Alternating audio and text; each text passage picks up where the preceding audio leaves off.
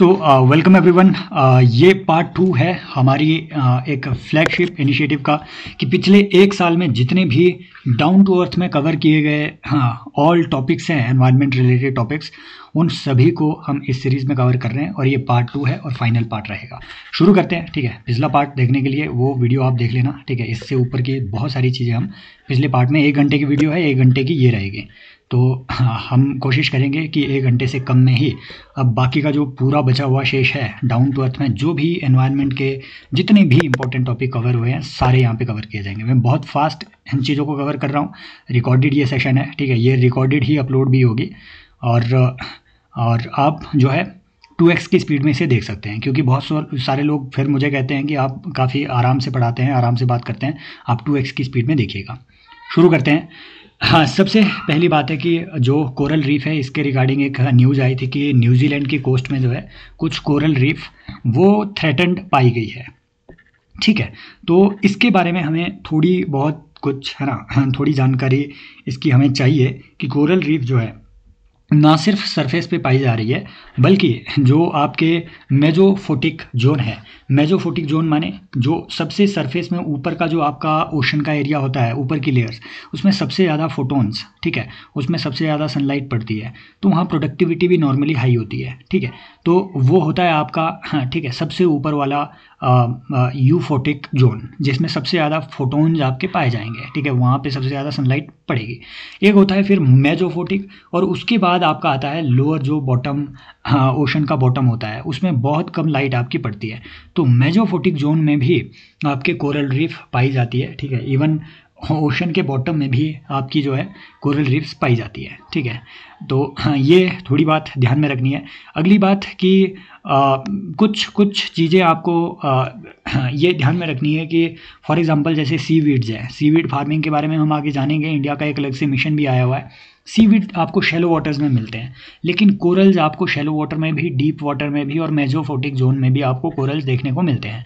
In fact जो deep water वाले coral है ये ज़्यादा पाए जाते हैं, ठीक है। और जो डीप वाटर के कोरल्स हैं इम्पॉर्टेंटली वो फोटोसिंथेसिस नहीं करते हैं, तो भैया फिर कहाँ से वो अपने लिए कार्बन डाइऑक्साइड और मिनरल्स वगैरह वो कैसे लेते हैं? दे डू कीमोसिंथेसिस, ठीक है। तो जो केमिकल्स हैं उनसे वो अपने लिए कार्बन डाइऑक्साइड एक्सेट्रा जो भी मिनरल वगैरह होने चाहिए, कोई जो भी एनर्जी चाहिए, वो केमिकल्स से, है ना, केमिकल रिएक्शन के थ्रू, जो डिजॉल्व केमिकल है उसके थ्रू वो अपने लिए एनर्जी अरेंज करते हैं, ठीक है, क्योंकि नीचे लाइट ही नहीं पहुंच रही है, फोटोसिंथेसिस कहाँ से करेंगे। नेक्स्ट बात है कि जो सीवीड है, ठीक है, सीवीड की पॉपुलेशन में अगर आप ये मेजोफोटिक जोन को देखें तो मेजोफोटिक जोन में आपको मछलियाँ ज़्यादा देखने को मिलती है। मछलियाँ या फिर जो बिगर लार्जर एनिमल्स हैं ये नॉर्मली आपको ज़्यादा देखने को मिलते हैं मेजोफोटिक जोन में, बजाय इसके कि सबसे ऊपर का यूफोटिक जोन जिसमें आपके सबसे ज़्यादा सनलाइट पाई जा रही है। वहाँ क्योंकि एल्गी तो ज़्यादा है ना, प्राइमरी प्रोड्यूसर भी ज़्यादा है, आपको वहाँ पे सीवीड्स एटसेट्रा भी ज़्यादा मिलेंगे, लेकिन भाई साहब वहाँ इसी वजह से ऊपर जो है नॉर्मल जो आपके एनिमल्स हैं उनके लिए उतना स्पेस नहीं बचता है। जो एनिमल्स हैं, ठीक है, जो ओशनिक एनिमल्स हैं जैसे फिशेस वगैरह हो गई, ये थोड़े नीचे डीपर लेवल पे ज़्यादा आपको देखने को मिलते हैं क्योंकि वहाँ सीवीड प्रेजेंट नहीं होता है, सीवीड ऊपर वाली लेयर में है। तो इनसे रिलेटेड ऐसी कुछ चीज़ें जो है इंपॉर्टेंट चीज़ें हैं, आपसे वो सवाल पूछ सकता है। फिर अगर वो बोले स्टीवर्ट आइलैंड एटसेट्रा, ठीक है, तो ये आइलैंड आपका, ठीक है, ये न्यूजीलैंड का एक आइलैंड है, वो आप मैपिंग के सीरीज़ में आप देखेंगे। यहाँ कुछ एनिमल्स हैं जैसे, है ना, कुछ प्राणी है, सी स्क्वाट्स हो गए, है ना, और रेड कोरल बेड्स एटसेट्रा, इनसे रिलेटेड वो आपसे ओशनिक इकोसिस्टम से रिलेटेड क्वेश्चन पूछ सकते हैं। फॉर एग्जांपल एक बार उन्होंने पूछा कि इनमें से कौन कौन फिल्टर फीडर है, उसमें क्वेश्चन में, है ना, स्टेटमेंट्स ये भी थी, क्या ऑयस्टर है ना, स्पॉन्जेस है, मसल है, क्रिल है।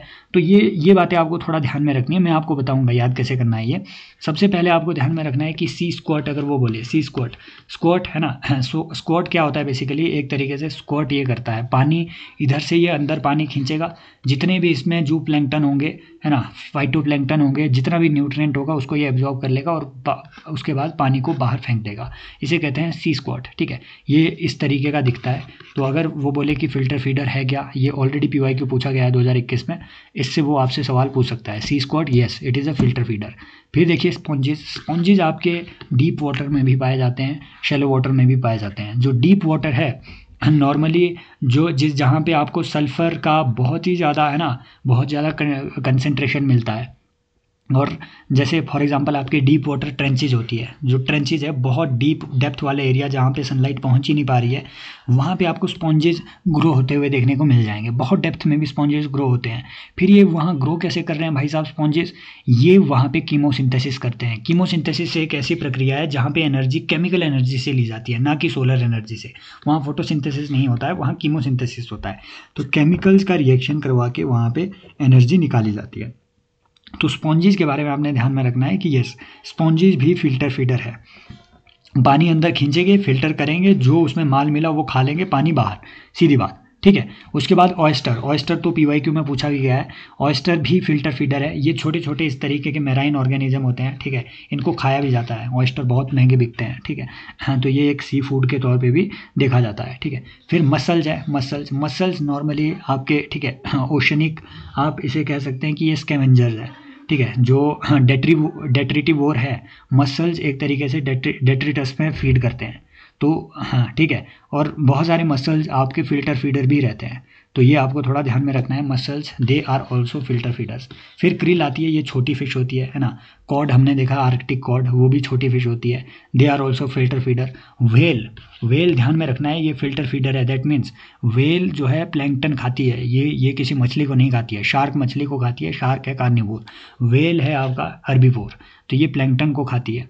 सिमिलरली वेल शार्क है ना। अब देखो इंपॉर्टेंट बात है, well is not a fish, ये एक कैटेशियन होती है, ठीक है।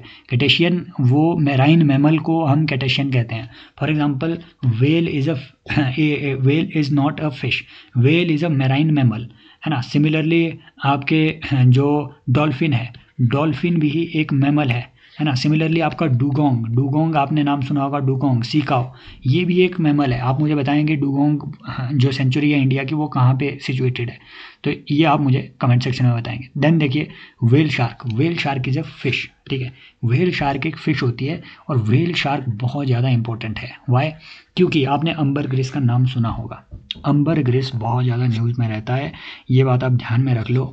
अम्बरग्रिस, ठीक है, ये भाई साहब ये सोने से भी ज़्यादा महंगा आपका बिकता है ना। अम्बरग्रिस आपका लगभग, मैंने यहाँ फ़ोटो नहीं डाला, अम्बरग्रिस एक सब्सटेंस होता है जो कि वेल शार्क नाम की मछली से, ठीक है। ये वेल शार्क एक फिल्टर फीडर है ना। ये एक फिश है लेकिन वेल की तरह दिखती है ये फिश, तो ये एक फिल्टर फीडर है। ये कार्निवोर नहीं है वेल शार्क, ये एक फिश है और ये फिल्टर फीडर है। बहुत बड़ा इसका साइज होता है। कई बार ये ऊटपटांग कुछ भी खा लेती है, डाइजेस्ट कर नहीं पाती है, तो इसके इंटेस्टाइन्स में वो जो भी इसने ऐसा सब्सटेंस खाया हुआ है वो वहाँ जम जाता है, और जम करके उसका, ठीक है, इस तरीके का गोला बनता है, और उसको ये वॉमिट कर देते हैं, है ना। इसे ही कहा जाता है, इसे कई लोग कहते हैं कि वेल शार्क की वॉमिट या फिर फिश वॉमिट। ये फिश वॉमिट कई चीज़ों में यूज होता है, इसके मेडिसिनल पर्पजेज भी है, और साथ में परफ्यूम्स वगैरह में इसका यूज किया जाता है ना। मिडल ईस्ट में ये काफ़ी बिकता भी है, बहुत महंगा ये बिकता है। ये देखो कि अभी रिसेंट की ये न्यूज़ है, अम्बरग्रिस इसे कहते हैं। अगर वो बोले कि अम्बरग्रिस न्यूज़ में रहता है, ये क्या चीज़ है? ये इसलिए इंडिया में पकड़ा जाता है क्योंकि वेल शार्क जो है भाई साहब, ये एंडेंजर्ड कैटेगरी की है, और साथ में वेल शार्क है ना। अब IUCN आपने याद नहीं रखना है, किसी भी एनिमल का IUCN मत रखो याद। ये सिर्फ जितने जो कोचिंगें अपनी मॉक टेस्ट में आपसे IUCN स्टेटस पूछ लेती है एनिमल्स के, लेकिन UPSC कभी भी आपसे IUCN नहीं पूछ रहा है उसका स्टेटस, ठीक है। तो जो वेल शार्क है, इम्पोर्टेंट बात है कि ये थ्रेट फेस कर रही है, और ये Schedule 1 में है वाइल्ड लाइफ प्रोटेक्शन एक्ट के। तो इसी वजह से वेल शार्क के जितने भी इनकी बॉडी से निकल रहे सब्सटेंसेज हैं, उसका ट्रेड एटसेट्रा भी हाईली रेगुलेटेड है ना। इसीलिए इसकी बहुत पकड़ है। लेकिन फिर भी बहुत सारे लोग जो है वेल शार्क का ये जो वॉमिट है, इस वॉमिट को, ठीक है, वेल शार्क के इस वॉमिट को कई लोग ट्रेड कर देते हैं। ओशन में तैर रहा होता है, इसीलिए कई लोग इसे पकड़ लेते हैं, सीधी बात यह है। आगे बढ़ते हैं, ठीक है, थोड़ा आगे चलते हैं। जब हम ओशन की इकोलॉजी को पढ़ ही रहे हैं तो साथ में डायटोम्स को भी देख लेते हैं। इंपॉर्टेंट बात है भाई साहब, डायटोम कुछ सिंगल सेल्ड एल्गी होती है। ये अकेला ऐसा ऑर्गेनिज्म है पूरे प्लैनेट में। ये देखो ऐसे दिखते हैं डायटोम, ठीक है। ये अकेले ऐसे ऑर्गेनिजम्स हैं जो कि ग्लास के शेल्स में रहते हैं, है ना। कुछ ये सिलिका के शेल्स में इस तरीके से, ये आपको चमक दिख रही है ना, ये ग्लास है भाई, ये शीशा। अगर वो बोले इसके कैरेक्टरिस्टिक ही आपको दे दे कि it is the only organism on the planet, considered as only organism on the planet which is responsible for over 30% of all planetary photosynthesis, and it is usually it houses itself in a house made of glass या फिर in a layer made of glass। तो ये क्या चीज़ है भाई साहब, ये आपके डायटोम है। इंपॉर्टेंट बात है, ये एल्गी है, ये कोई एनिमल नहीं है, ठीक है, ये एल्गी है। और डायटोम इंपॉर्टेंट बात है कि पूरी दुनिया के लगभग 30% जो भी एनर्जी प्रोडक्शन है वो डायटोम करे देता है, ठीक है। तो डायटोम्स का ये एक इम्पॉर्टेंट रोल है, आपको ध्यान में रखना है। और इसकी वेराइटीज़ बहुत ज़्यादा होती है। डायटोम्स आर प्रोटिस्ट, है ना। There is a difference between Monera and Protista, है ना। नॉर्मली हो ये दोनों आपके सिंगल सेल्यूलर ही होते हैं, प्रोटिस्ट भी मोनेरा भी, हाँ ठीक है, दोनों सिंगल सेल्यूलर ही हैं। लेकिन जो आपके मोनेरा है भाई साहब वो आपके, ठीक है, वो प्रोकैरियोट होते हैं, ठीक है। वो उनके जो सेल है उनमें कोई भी इस तरीके से जो मेम्ब्रेन बाउंड ऑर्गेनेल है, मेम्ब्रेन बाउंड ऑर्गेनेल उनकी सेल में नहीं होते हैं, ठीक है, फ्री फ्लोटिंग होते हैं। फॉर एग्जांपल उनके सेल में आपके न्यूक्लियस नहीं होगा, है ना, मेम्ब्रेन बाउंड न्यूक्लियस नहीं होगा, डीएनए उनका फ्री फ्लोटिंग होगा। लेकिन प्रोटिस्टा में आपके जितने भी ऑर्गेनल है सेल के अंदर वो मेम्ब्रेन बाउंड रहते हैं। ये इसकी पीपीटी थोड़ी है ना आधी बीच में कटी हुई आपको देखने को मिली होगी, हाँ ये पता नहीं थोड़ी गड़बड़ हो गई मुझे पीपीटी बनाने में, खैर छोड़िए, ठीक है। आगे बढ़ते हैं। आप जो है PYQ रिसर्च प्रोग्राम हमारा एक फ्लैगशिप इनिशिएटिव है, इसे आप ज्वाइन कर सकते हैं। अगली न्यूज़ आती है आपकी सर्जिंग हीट से रिलेटेड, ठीक है, सर्जिंग हीट से रिलेटेड। और हाँ एक बात और, मुझसे किसी ने कहा सर टाइम स्टैम्प भी आप पोस्ट करके दीजिए प्लीज़। एक्चुअली इस दुनिया में सबसे पहले कैटेगरी है लीचड़ की, उसके बाद आता है पाकिस्तान, फिर मेरा नंबर है। तो ये टाइम स्टैम्प प्लीज़ आप किसी तरीके से, कोई भी आप में से जो देख रहा है वो एक टाइम स्टैम्प क्रिएट कीजिए, ताकि जो है मतलब पता आपको भी थोड़ा आइडिया रहेगा कि जब आप रिवाइज कर रहे होंगे इन्हीं वीडियोज़ को। 2 वीडियोज़ है भाई, ये पूरे 1 साल के जितने भी इंपॉर्टेंट करंट अफेयर है सब कुछ यहाँ पे डाउन टू अर्थ कवर कर देता है ना। मैंने 200 से ज़्यादा आर्टिकल्स पढ़े हुए हैं इन 2 PPTs को बनाने में पिछले 2 दिन में, ठीक है, लगातार सुबह से शाम मैं और मेरा लैपटॉप दोनों की एनर्जी डाउन है। और अभी मैं ये रात को ये सेशन रिकॉर्ड कर रहा हूँ। So don't worry about the coverage. हाँ UPSC में कितना आता है कितना नहीं वो अलग बात है, राइट। तो आप जो है उसके बारे में टेंशन मत रखिए, कवरेज तो पूरी हो ही रही है, इसलिए आप जो है टॉपिक वाइज चीज़ें अरेंज कर लो, टाइम स्टैम्प लगा करके भी एक बार देख लो अगर देखना है तो। दूसरी बात कि रिवीजन के लिए, ठीक है, जैसे Harsh Gujral is my student from is a learner from Haryana, तो उनका आज शाम को ही उन्होंने अपने नोट्स, अपने बड़े बड़े नोट्स भेजे इनकी, सर पिछली वीडियो का मैंने ये बनाया हुआ है। मत बनाओ भाई, कसम से मैं बता रहा हूँ, ये 96 पेजेस की PDF है, PPT है, और लगभग 80 पेजेस इसमें टोटल है। मैं जितनी स्पीड से पढ़ा रहा हूँ और है ना, मैं कोशिश कर रहा हूँ कि ज़्यादा से ज़्यादा इन्फॉर्मेशन कम से कम टाइम में दूँ। लेकिन आप अगर इसको पढ़ने बैठेंगे, trust me you will and up exhausting your 3-4 days, है ना, सिर्फ इन्हीं चीज़ों को पढ़ने में, इन्हीं चीज़ों को करने में। सो मत बनाइए आप इनके। अगर आपने नोट्स भी बनाने हैं ना, मैं आपको शर्त लगाता हूँ आप 30-40 पेज से कम नोट्स नहीं बनाएंगे इन पूरी इन्फॉर्मेशन के जो भी मैं यहाँ पे डिलीवर कर रहा हूँ। तो कोशिश करिए कि ये जो 2 वीडियो है बस इन्हीं को आप 2x की स्पीड में बार बार देखते जाइए, यहीं से आपका रिविज़न हो जाएगा जो भी करना होगा। आगे बढ़ते हैं। सर्जिंग हीट वेव्स जो है इंडिया में, ठीक है, हर साल ही आती है और हर साल ही आ रही है। हर साल पूरी दुनिया में वार्मेस्ट ईयर डिक्लेयर हो रहा है। 2014 के बाद से यही हो रहा है एक्चुअली। अब पता नहीं 2014 में ऐसा क्या हुआ होगा, लेकिन ठीक है 2014 के बाद यही नॉर्मली देखने को ट्रेंड मिल रहा है दुनिया में। हर साल नई हीट वेव आ रही है। तो इसी कड़ी में देखिए हीट वेव तो डिक्लेयर हो ही रही है, ये सब चीज़ें हम ऑलरेडी जानते हैं। पर नंबर 1 बात आती है हीट वेव डिक्लेयर कौन कर रहा है, नंबर 2 इसका क्राइटेरिया क्या है। प्रीलिम्स के लिए आपको बस इतना जानना है ना, ज़्यादा नहीं, कुछ भी इसमें से कुछ मत रटो, मैं आपको याद करा रहा हूँ हीट वेव कैसे, है ना। ये नीचे वाला भी आपने रटना नहीं है। हीट वेव सिंपल आपने याद रखना है, हीट वेव हो या कोल्ड वेव हो, IMD से, ठीक है, इंडियन मेट्रोलॉजिकल डिपार्टमेंट ही इन दोनों को डिक्लेयर कर रहा है। हीट वेव को डिक्लेयर करने का क्राइटेरिया क्या है, अलग अलग है। हिली एरिया में अलग है, प्लेन्स में अलग है। हिली एरिया में अगर टेम्परेचर 40 डिग्री सेल्सियस से क्रॉस कर जाए तो हीट वेव होगी। ये मैंने उल्टा कर दिया।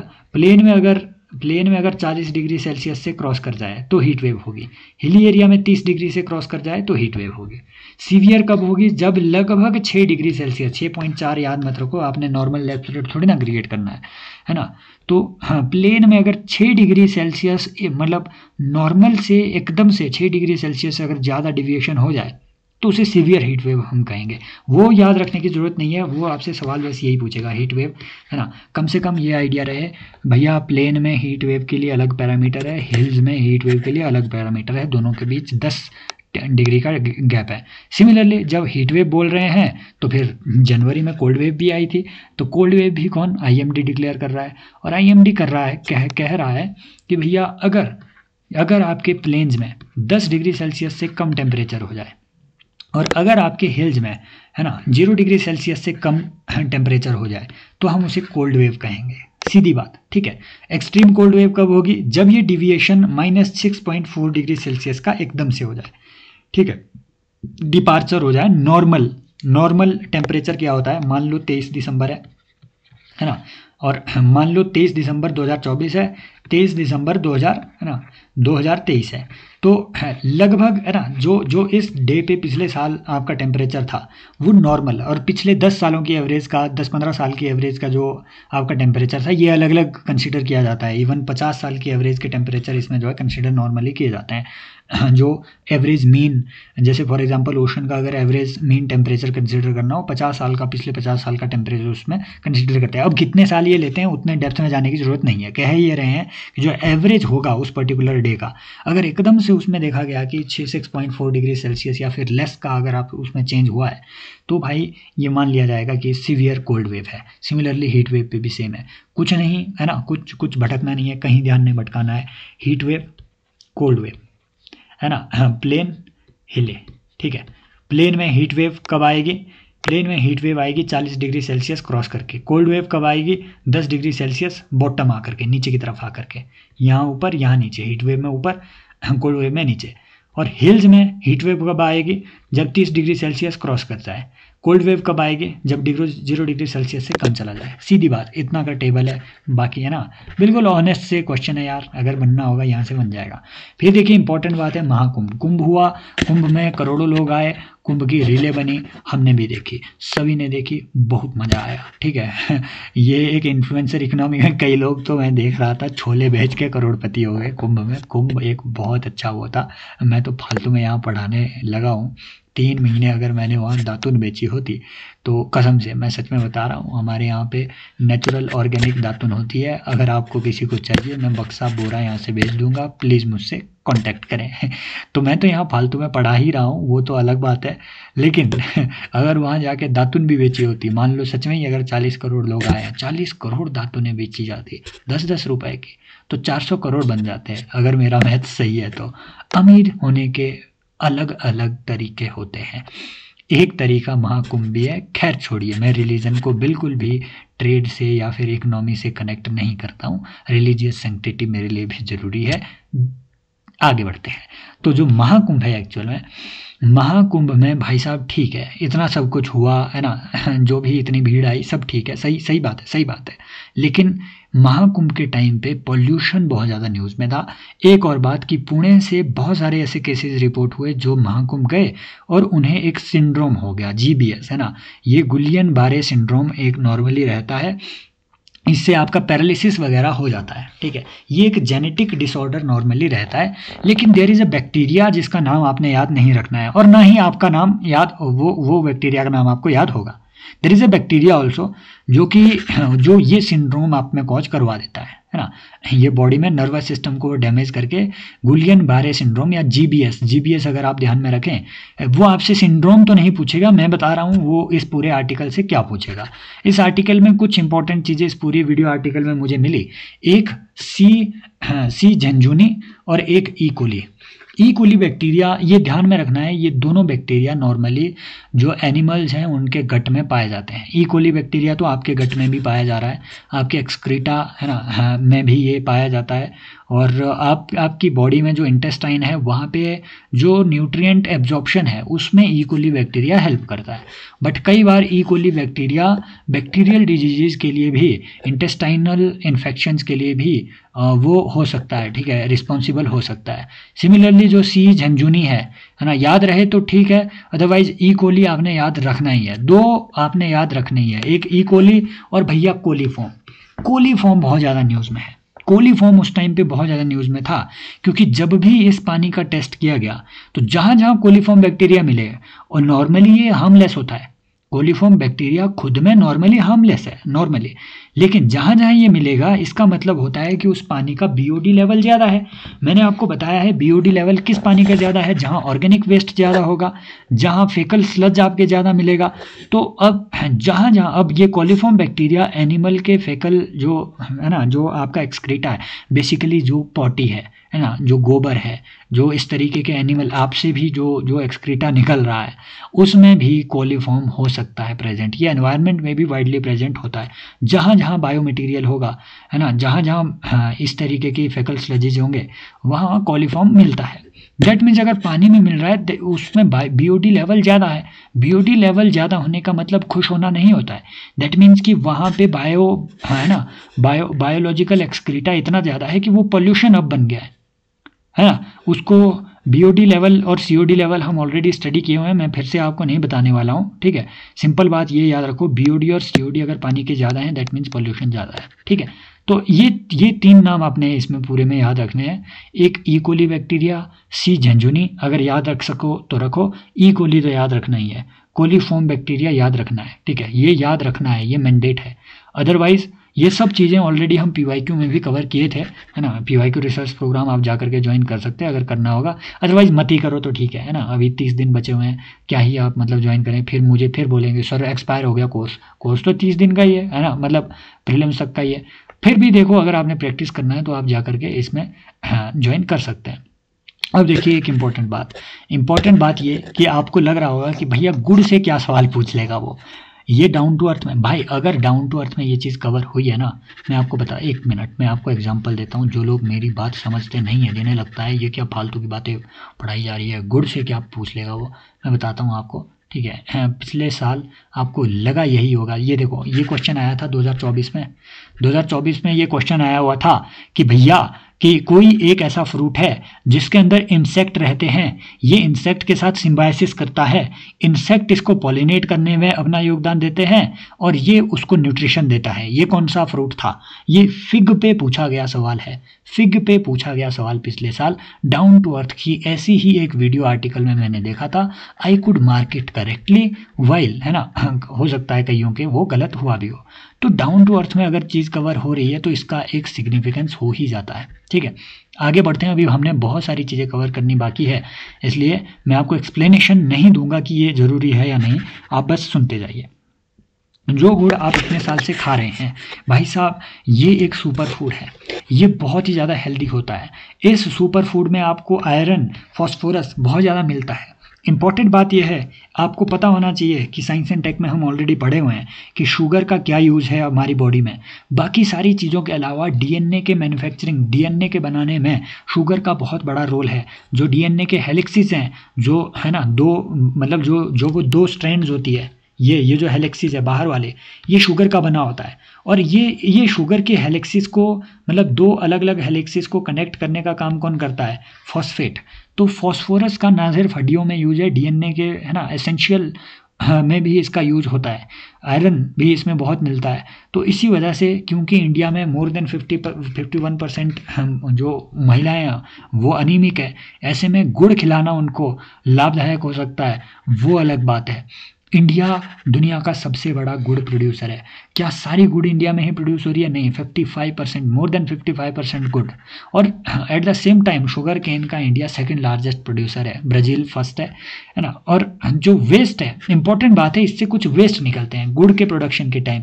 गुड़ बेसिकली कुछ नहीं, गन्ने का रस उबाला जाता है, तो जो गन्ने के डंडे होते हैं उन्हें कहते हैं बागेस, है ना। जो जो गुड़ का एक बहुत ही गुड़ या फिर इवन जो शुगर की रिफाइनरीज होती है, उससे भी बहुत डार्क कलर का एक शुगर का एलिमेंट निकलता है, उसे मोलास कहते हैं। Molasses are very important. Molasses का यूज़ एक सुपर फूड के तौर पे भी किया जाता है।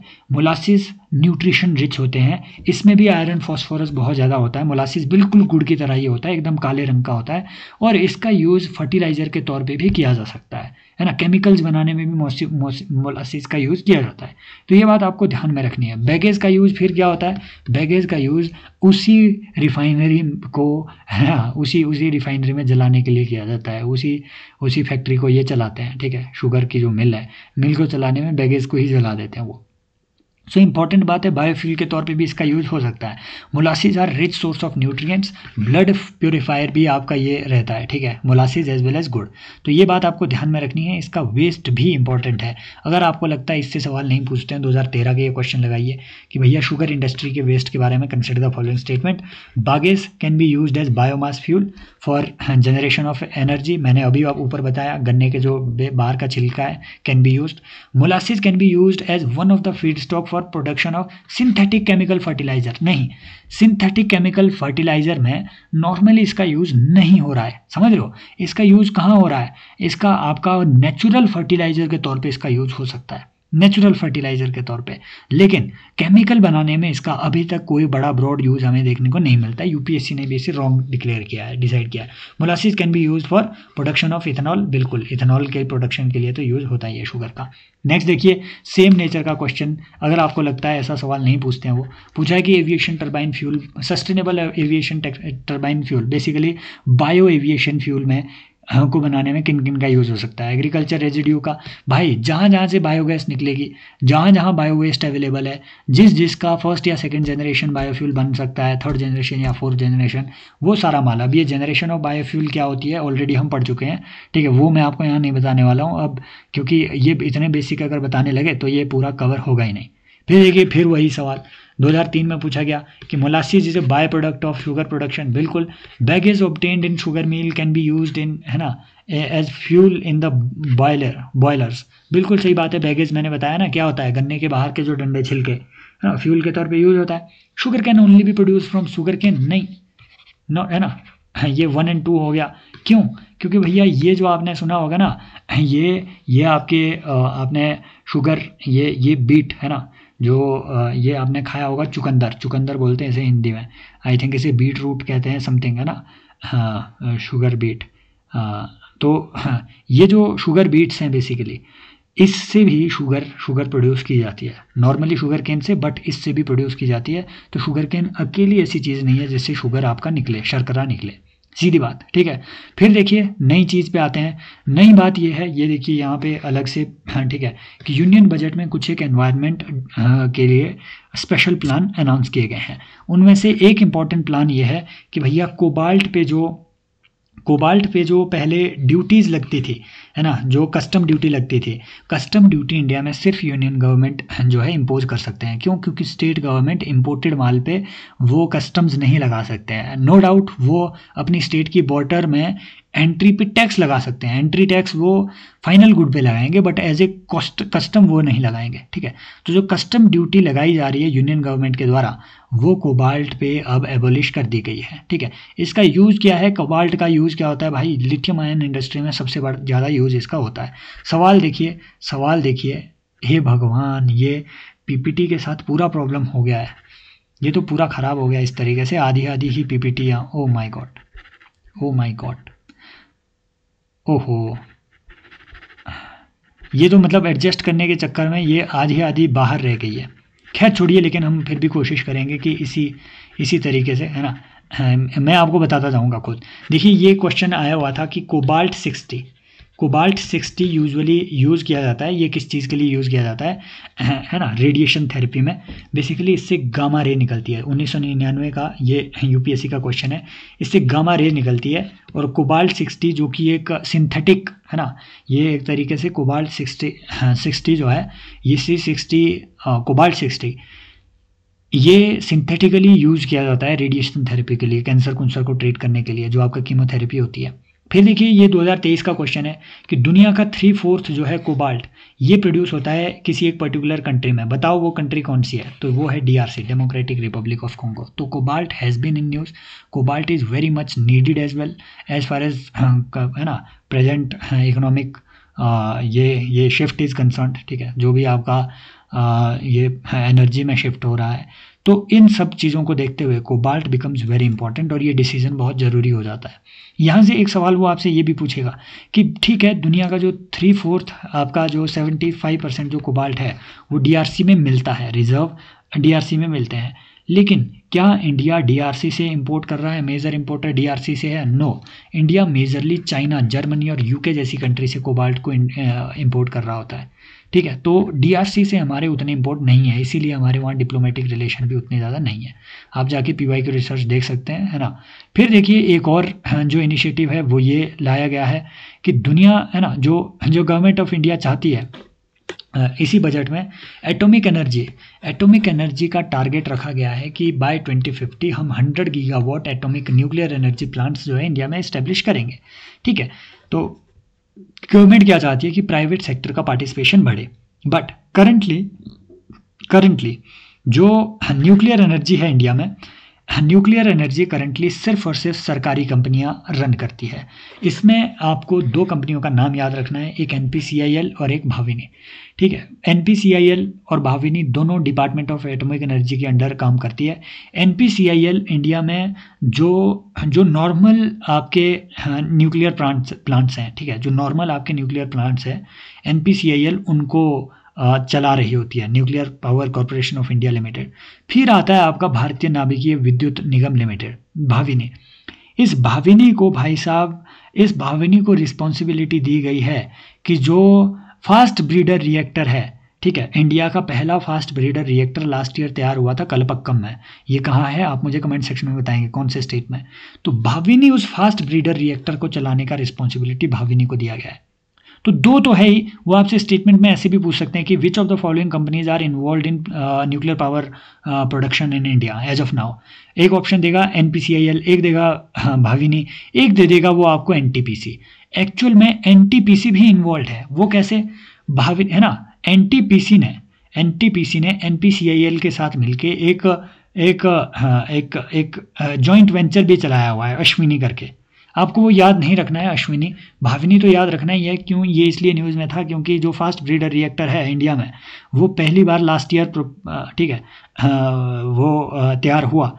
और फास्ट ब्रीडर रिएक्टर एक ऐसा रिएक्टर होता है जो कि थोरियम को कन्वर्ट कर देता है इनटू प्लूटोनियम, समझ रहे हो। तो थोरियम को भाई साहब वो थोरियम को आपके यूरेनियम में, ठीक है, यूरेनियम 230, ठीक है, वो थोरियम को यूरेनियम 235 में, थोरियम 232, ठीक है, को यूरेनियम 233 में ये कन्वर्ट कर देता है। दैट मीन्स थोरियम एक्चुअल में फिजाइल नहीं होता है, ये फर्टाइल होता है। इसमें एक न्यूट्रॉन ऐड करके आप इसे यूरेनियम 233 बना सकते हैं, ठीक है। नेचुरल यूरेनियम में 235 यूरेनियम होता है, ठीक है, यूरेनियम 235 ये इसका मास होता है।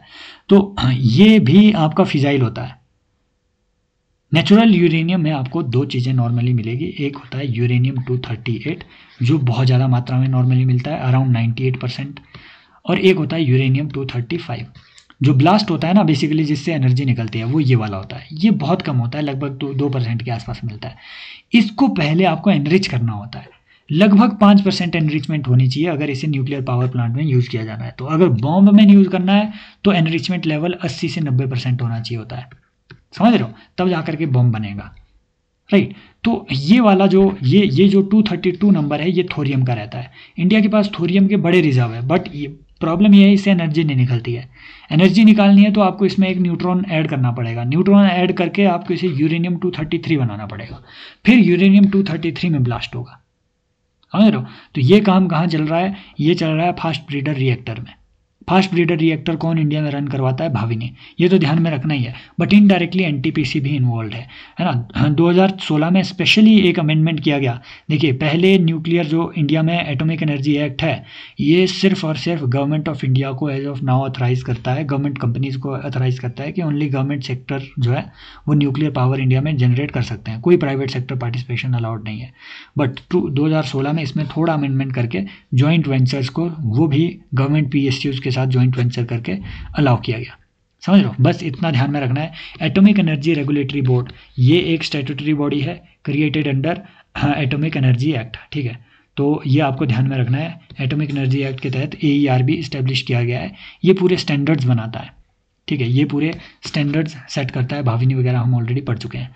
पूरे स्टैंडर्ड सेट करता है न्यूक्लियर सेफ्टी के लिए इंडिया में, रेगुलेशन वगैरह इसका पूरा काम है। एक होता है एटॉमिक एनर्जी कमीशन। ये एटॉमिक एनर्जी कमीशन जो है, ये भी डिपार्टमेंट ऑफ एटॉमिक एनर्जी के अंडर ही है, ठीक है, जो कि हाँ आपके PMO के अंडर आता है। लेकिन atomic energy commission statutory body नहीं है, ये एक नॉर्मल आपका है ना डिपार्टमेंटल ऑफिस है। सिंपल इतनी सी बात है जो आपको ध्यान में इसमें रखनी है। नेक्स्ट आता है national adaptation fund for climate change. ये भी इसमें इस साल जो है गवर्नमेंट ऑफ इंडिया ने इसमें थोड़ा फंडिंग का प्रोविज़न किया। तो ये 2015 में इस्टेब्लिश हुआ है, ध्यान में रखना है, ये बजट में मेंशन्ड है। तो नाबार्ड इस फंड को चला रहा है, नेशनल एडेप्टेशन फंड नाबार्ड चला रहा है, बस इतना ध्यान में रखना है, बाकी कुछ भी इसमें नहीं याद रखना है। फिर देखिए, हाँ, बजट में कुछ एग्रीकल्चर से रिलेटेड कुछ इंपॉर्टेंट प्रोविज़न थे। एक प्रधानमंत्री धन धान्य कृषि योजना। इसके काम क्या है भाई, जो 100 डिस्ट्रिक्ट है ना, सबसे लो प्रोडक्टिविटी 100 डिस्ट्रिक्ट्स हैं इंडिया में, उसमें एग्रीकल्चर प्रोडक्टिविटी को बढ़ाना, क्रेडिट अवेलेबिलिटी है ना, इरिगेशन फैसिलिटी वगैरह, ये सारे काम करना। इसमें कोई भी आपके DBT नहीं दिया जा रहा है। इंपॉर्टेंट बात यह है। अगर वो पूछे कि इसमें फार्मर को 10,000 रुपये पर मंथ दिया जा रहा है, नहीं, ऐसा कुछ नहीं है। 100 सबसे पुअरेस्ट डिस्ट्रिक्ट के फार्मर को नहीं, ऐसा कुछ नहीं है, वो आपको झूठ बोल रहा था। फिर देखिए, आत्मनिर्भरता इन पल्सेस करके एक मिशन लाया गया है। तो ये एक्चुअल में 3 पल्सेस के लिए मिशन लाया गया है, ठीक है। 3 मेन जो हमारी पल्सेज हैं, वो उनको उनकी प्रोडक्शन को बढ़ाने के लिए ये मिशन लाया गया है, आत्मनिर्भरता इन पल्सेस। उसमें तूर आता है, उड़द दाल आता है और मसूर आता है। तूर, उड़द और मसूर। ध्यान में ये रखना है कि मोस्टली आपकी जितनी भी पल्सेज है, वो पल्सेज नाइट्रोजन फिक्सर्स होती है।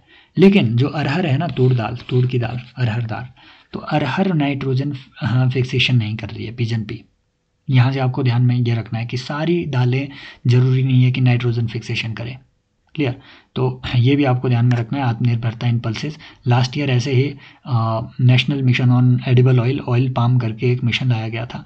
तो उस मिशन के रिस्पॉन्स में जो ऑयल प्रोडक्शन है इंडिया में, ये 50% ग्रोथ हुआ था। ऑयल जहाँ पे भी ऑयल सीड्स का प्रोडक्शन का जो एरिया है, तो फार्मर्स ने उसमें पॉजिटिवली रिस्पॉन्ड किया भी था। गवर्नमेंट इज़ एक्सपेक्टिंग कि ठीक है, पल्सेस जो है, पल्सेस क्योंकि हम इंपोर्ट बहुत ज़्यादा करते हैं, हम डिस्पाइट द फैक्ट कि we are largest producer of pulses, we still import pulses from the countries like Nigeria. So now we want कि हम एक आत्मनिर्भरता लाएं, ठीक है, पल्सेस में। तो तूर, उड़द और मसूर, ये 3 दालें। तूर बेसिकली अरहर की दाल है, आपने किचन में जा करके देख लेना उड़द क्या है, मसूर क्या है, तूर क्या है, तो उसमें जो समझ में आए वो दिमाग में डाल देना कि हाँ ये चीज़ें हैं। हे भगवान, ये भी आपकी ये PPT भी मेरी यहाँ पे थोड़ी ब्लैंक की रही। खैर छोड़िए, ये थोड़ी आधी आ रही है इसी वजह से, क्योंकि मैंने एडजस्ट करने की ये कोशिश करी और मुझे मालूम ही नहीं हुआ कि ये बॉर्डर लाइन पे इस तरीके से आ गई। तो कुछ एक PPTs में ये प्रॉब्लम है। देखिए, ऑलिव रिडली सी टर्टल्स, ये भी न्यूज़ में थे, और ये इसकी कुछ इंपॉर्टेंट बातें जो है हमें ध्यान में रखनी है। ये दुनिया के सबसे स्मॉलेस्ट सी टर्टल्स में से एक हैं, एंडेंजर्ड कैटेगरी में ये आपके आते हैं, है ना। और इन्हें बार बार ब्रीद करने आना होता है सरफेस पे, ठीक है। साथ में जो सितंबर से अक्टूबर, ठीक है, नॉर्मली सितंबर से लेके मार्च तक ये ब्रीडिंग कर रहे होते हैं, तो ये बीचीज़ में आ जाते हैं। फॉर एग्जांपल, इंडिया में 2 इंपॉर्टेंट बीचीज़ हैं, गहिरबाता बीच और ऋषिकुल्या। तो ऋषिकुल्या रिवर पे 2021 में उन्होंने सवाल पूछा भी था कि ईस्टर्न घाट से कौन सी रिवर जो है इनमें से ओरिजिनेट हो रही होती है। ऋषिकुल्या आपके उड़ीसा में ये रिवर मिलती है, आपके गहिरमाता बीच उड़ीसा में आपकी मिल रही है। यहाँ पे एक फिनोमिना होता है, एरीवाड़ा फिनोमिना। अगर वो बोले कि एरीवाड़ा क्या है, जब मास नेस्टिंग हो कोरल्स की, ठीक है, और जो ऑलिव रिडली सी टर्टल्स है, ये मास नेस्टिंग करने जब बीचीज़ पे आए, ठीक है, उसे कहते हैं एरीवाड़ा फिनोमिना। तो एरीवाड़ा फिनोमिना ऋषिकुल्या बीच में देखने को बार बार मिलता है, ये न्यूज़ में रहते हैं। इंपॉर्टेंट बात सिर्फ यहीं से नहीं, इनके बिहेवियर से आपसे पूछ सकते हैं कि क्या ये सिर्फ हर्बीवोर है? नहीं, ये सिर्फ हर्बीवोर नहीं है। क्या सिर्फ कार्निवोर है? नहीं, ये भाई साहब सर्वभक्षी आदमी है। इनको कुछ भी दे दो, ठीक है, ये वहाँ पे डट जाएंगे। जेली फिश को ये खा जाते हैं। जेली फिश एक्चुअल में बड़ी डेंजरस होती है, ये स्टिंग भी इसमें रहता है ना। वो आपसे ये भी पूछ सकते, जैसे पिछले साल उन्होंने पूछा कि इनमें से कहाँ कहाँ पे पॉइजन, कौन कौन से एनिमल में आपको पॉइजनस मिल जाएंगे। ये 2024 का है ना क्वेश्चन है। तो उसमें 2-3 उन्होंने है ना, फॉर एग्जांपल बोले बटरफ्लाई, एक ऑप्शन उसमें कुछ और था। इस तरीके से ऑप्शन उन्होंने 2-3 दिए थे कि कहाँ कहाँ पॉइजन आपको मिल जाएगा। जेलीफिश भी पॉइजनस होती है, इनका एक स्टिंग लग जाए तो कई बार बंदा मर भी जाता है। तो ये जेलीफिश नॉर्मली छोटी फिशेज़ की लार्वा पे फीड करती है। अगर जेलीफिश बहुत ज़्यादा हो जाए तो वो छोटी फिशेज़ की पॉपुलेशन ही नहीं होगी। That means we need to control the population of jellyfish. तो जेलीफिश की पॉपुलेशन को ये कंट्रोल करते हैं, ये खा जाते हैं जेलीफिश को, ठीक है। और ये सी ग्रासेस को भी ऊपर ऊपर से काट देते हैं। मान लो ये सी ग्रास लगा हुआ है, सी ग्रास लगा हुआ है, सी ग्रास लगा हुआ है, तो ये ऊपर ऊपर से इसे काट देंगे ताकि ये एकदम स्मूथ सरफेस बन जाए और फिशेज आकर के यहाँ पे ब्रीड कर सकते हैं, फिर अपने अंडे वंडे यहाँ पे दे देंगे, नेस्टिंग उसकी कर देंगे। क्लियर? तो इससे भी वो आपसे सवाल पूछेगा। एरिबाडा फिनोमिना, ऋषिकुल्या बीच, गहिरमाथा बीच एटसेट्रा, गंजम डिस्ट्रिक्ट, उड़ीसा, सब चीज़ें हो गई। क्या ये सिर्फ इंडिया में मिल रहे हैं ऑलिव रिडली सी टर्टल? नहीं भाई, इंडिया में नहीं, दुनिया में अलग अलग जगह मिल रहे हैं। क्या ये सिर्फ इंडिया के ईस्टर्न बीच में मिल रहे हैं? नहीं भाई, वेस्टर्न बीच में भी आपके ये मिलते हैं, ठीक है। तो यहाँ से भी वो सवाल बना सकते हैं। ये आप कोर्स है, ठीक है, हाँ, वेबसाइट में जाकर के आप एनरोल कर सकते हैं इसमें। देन देखिए, इंडिया में सी टर्टल्स सिर्फ एक ही नहीं है, ऑलिव रिडली ही नहीं है, ठीक है आपके, हाँ ठीक है। बाकी मैंने ये एंडेंजर्ड बता दिया क्या? इन्होंने एंडेंजर्ड, ये IUCN एंडेंजर्ड है क्या? आई थिंक ये वल्नरेबल ही है IUCN का। फिर भी आपने जो है स्टेटस इसका याद नहीं रखना है, एक बार कंफर्म कर लेना, ये वल्नरेबल ही था, ठीक है। हाँ, ये डाउन टू अर्थ ने एंडेंजर्ड इसको बता दिया। एक आपको सी टर्टल ध्यान में रखना है। देखिए, लेदर बैग आपने पढ़ा है, ग्रीन सी टर्टल आपके वेस्ट कोस्ट में भी मिलता है। हॉक्सबिल, ये जो हॉक्सबिल सी टर्टल है, ये आपको इंडिया में नॉर्मली आज के दौर में सिर्फ और सिर्फ अंडमान निकोबार वाले और ईस्टर्न कोस्ट में ही ज़्यादा ये देखने को मिल रहा है हॉक्सबिल। ये क्रिटिकली एंडेंजर्ड भी है, बहुत कम इसकी पॉपुलेशन है। फिर देखिए, एक इंपॉर्टेंट चीज़ हुई है, वो ये कि कैलिफोर्निया में जो वाइल्ड फायर है, ठीक है, वाइल्ड फायर कैलिफोर्निया में बहुत ज़्यादा देखने को मिली थी, आप सभी लोगों ने देखा। ऐसे में हाइड्रो क्लाइमेट्स है ना, विपलैश, हाइड्रो क्लाइमेट विपलैश, ये न्यूज़ में था। ये क्या चीज़ होती है हाइड्रो क्लाइमेट विपलैश, और कैलिफोर्निया फायर में इसका क्या योगदान था? एक्चुअल में ये हुआ ये है, या मुझे ये पूरा सेट, इससे पहले मैं PDF अपलोड करूँ, मुझे ये पूरा एक बार फिर से सेटल करना पड़ेगा, लेकिन यहाँ तो खैर मैं आपको इस वीडियो में सब चीज़ें खुद बता ही रहा हूँ। हाइड्रो क्लाइमेट विपलैश क्या होता है? हाइड्रो क्लाइमेट विपलैश एक ऐसा फिनोमिना है, जैसे लास्ट ईयर जो है 2024 में कैलिफोर्निया में हम बहुत खासी है ना, ठीक ठाक आपकी रेनी सीज़न था, वेजिटेशन उसमें बहुत अच्छी ग्रो करी, फिर रेन उतनी अच्छी नहीं आ पाई। इसकी वजह से क्या हुआ, वेजिटेशन सूख गई, सूख के उसके पत्ते गिर गए, पत्ते गिरे तो भाई साहब वहाँ पे आग लग गई। तो इसे कहते हैं हाइड्रो क्लाइमेट विपलैश। जब रैपिड स्विंग हो जाए है ना, इंटेंसली वेट और इंटेंसली ड्राई वेदर में रैपिड स्विंग जब आपको देखने को मिले, उस फिनोमिना को हम कहते हैं हाइड्रो क्लाइमेटिक विपलैश। ये हो गया था कैलिफोर्निया में, जिसकी वजह से वाइल्ड फायर आई। हाँ ठीक है, हाँ वाइल्ड फायर आपको देखने को मिली। वाइल्ड फायर आने का एक इम्पॉर्टेंट कारण दूसरा ये था, सेंटा आना विंड्स। हमने कल ब्लिजार्ड को पढ़ा, ब्लिजार्ड को उन्होंने ऑलरेडी CDS में भी पूछा हुआ था आई थिंक, है ना, कि USA में जो स्नो स्टॉर्म आया वो ब्लिजार्ड की वजह से था। वो विंड हमने ऑलरेडी पढ़ी, ये थी वो ब्लिजार्ड जो कनाडा के ऊपर से आ रही है नीचे की ओर, है ना। जितना पोलर वॉर्टेक्स आपका वीक होगा उतना ज़्यादा वो स्नो स्टॉर्म नीचे की तरफ आएगा। पोलर वॉर्टेक्स को हम पिछले कल स्टडी कर चुके हैं, एक बार वो वीडियो जाके देखो। अब आता है, ठीक है, ये देखो चिनूक है, वार्म विंड है, पैसिफिक ओशन से ओरिजिनेट हो रही है। एक होती है नॉर्दर्न विंड अमेरिका में, इसे कहते हैं सेंटा आना। तो सेंटा कहाँ आ रहा है, नॉर्थ अमेरिका में, सीधी बात, ये ध्यान में रखो। इंपॉर्टेंट बात है, लोगों को लगता है कि नॉर्दर्न विंड भी आपके पैसिफिक ओशन में ओरिजिनेट हो रही है, यहाँ नहीं। एक्चुअल में ये ओरिजिनेट हो रही होती है, हाँ, अमेरिका में एक डेजर्ट है, ग्रेट बेसिन डेजर्ट, यहाँ जैसे, तो इस डेजर्ट में यहाँ ये ओरिजिनेट हो रही होती है, ऐसे ओरिजिनेट होती है, फिर यहाँ से इधर की तरफ आती है, ठीक है, ये इधर की तरफ आपके आती है, जो रॉकीज माउंटेन रेंज है, ठीक है, इसको क्रॉस करके आती है। तो जब ये है ना, ये देखो होता क्या है, डेजर्ट में होता है हाई प्रेशर। यहाँ मान लो ये आपका ग्रेट बेसिन डेजर्ट है, यहाँ हाई प्रेशर है, इस एरिया में हाई प्रेशर है। तो हाई प्रेशर से लो प्रेशर की ओर विंड जाएगी। इसी वजह से ये इस एरिया में है, क्योंकि यहाँ कैलिफोर्निया में गर्मी होती है थोड़ी, है ना, तो और है ना, और ये वाला जो एरिया है यहाँ आपके इस लो प्रेशर एरिया की तरफ ये बढ़ेगी। ठीक है, इस लो प्रेशर एरिया की तरफ ये बढ़ेगी। बीच में आपका आ जाता है माउंटेन। ठीक है, माउंटेन कौन सा? रॉकीज। तो यहाँ थोड़ा ऊपर ये चढ़ेगी, ऐसे ऐसे चढ़ी, मान लो ये रॉकीज माउंटेन है, ऊपर चढ़ी, ऊपर से फिर एकदम से ये नीचे माउंटेन से नीचे की तरफ, जब कैलिफोर्निया इधर है आपका, ठीक है, वेस्ट कोस्ट में, तो जब ये नीचे की तरफ गिरेगी तो एकदम से वार्मथ लाएगी, नीचे की तरफ सबडक्ट होगी ना, जैसे ये विंड ऊपर से नीचे की तरफ आई, माउंटेन से नीचे की तरफ जब ये गिरी तो एकदम से सबडक्ट होकर के ये हीट पैदा कर देगी। क्यों? क्योंकि फ्रिक्शन होगा पार्टिकल्स के बीच, है ना। इस हीट की वजह से और ज़्यादा, ये देखो ऐसे ये बहती है, यहाँ देखो कैलिफोर्निया ऐसे ये बहती है, तो इसकी वजह से जो है वाइल्ड फायर यहाँ पे और ज़्यादा बढ़ी है। तो सेंटा आना विंड का भी इसमें इंपॉर्टेंट रोल है, आपको थोड़ी बातें ध्यान में रखनी है। अब देखिए सबसे इम्पोर्टेंट न्यूज़ ये है कि जो आपके एच गिबन है, सबसे पहले आपको ध्यान में रखना है कि हुलॉक गिबन सेंचुरी इंडिया में है कहाँ पे। तो ये आपको मिलेगी, ठीक है, ये सेंचुरी आपको मिलेगी असम में। तो असम में हुआ क्या है कि यहाँ पे जो केन एनर्जी है और जो आई थिंक वेदांता ग्रुप है, इन्हें इजाज़त दी गई है ऑयल एक्सप्लोरेशन की। ठीक है, इसलिए हुलॉक गिबन आपके इंपॉर्टेंट हो जाते हैं। ये इंडिया की ओनली एप स्पीशी है। इम्पॉर्टेंट बात है कि जो एप स्पीशीज़ हैं, जितने भी एप्स होते हैं, एप, ये बंदर की तरह दिखते हैं लेकिन बंदर है नहीं, ये है ना। ये क्या है एक्चुअल में, ये बंदर से कैसे डिफरेंट होते हैं, इनमें कोई टेल नहीं होती है। ध्यान में रखना है, जितने भी गिबन है, चाहे वो गोरिल्ला हुआ, ओरंगटन हुआ, चिंपैंजी हुआ, दिखते बंदर की तरह है लेकिन इनकी कोई भी टेल नहीं होती है। ठीक है, इम्पॉर्टेंट बात है कि ये सिर्फ शाकाहारी नहीं होते हैं, ये कीट पतंगे कुछ भी खा जाते हैं, है ना। हाँ, जो भी इनको इंसेक्ट वगैरह मिले, इंसेक्टिवोर भी ये होते हैं। और यहाँ पे और भी एनिमल इस पूरी सेंचुरी में मिलते हैं। फॉर एग्जांपल रेसस मकाओ, ये एक्चुअल में ये तो पूरा बंदर ही होता है। वाइल्ड बोर, ये तो मतलब पॉलिटिशियंस की जाति है एकदम, ठीक है। वाइल्ड सुअर, तो ये सब चीज़ें इधर मिलती है आपके।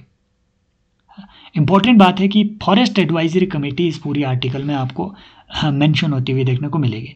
फॉरेस्ट एडवाइजरी कमेटी ने इस पूरी फॉरेस्ट लैंड को नॉन फॉरेस्ट यूज़ के लिए क्लियरेंस दी थी।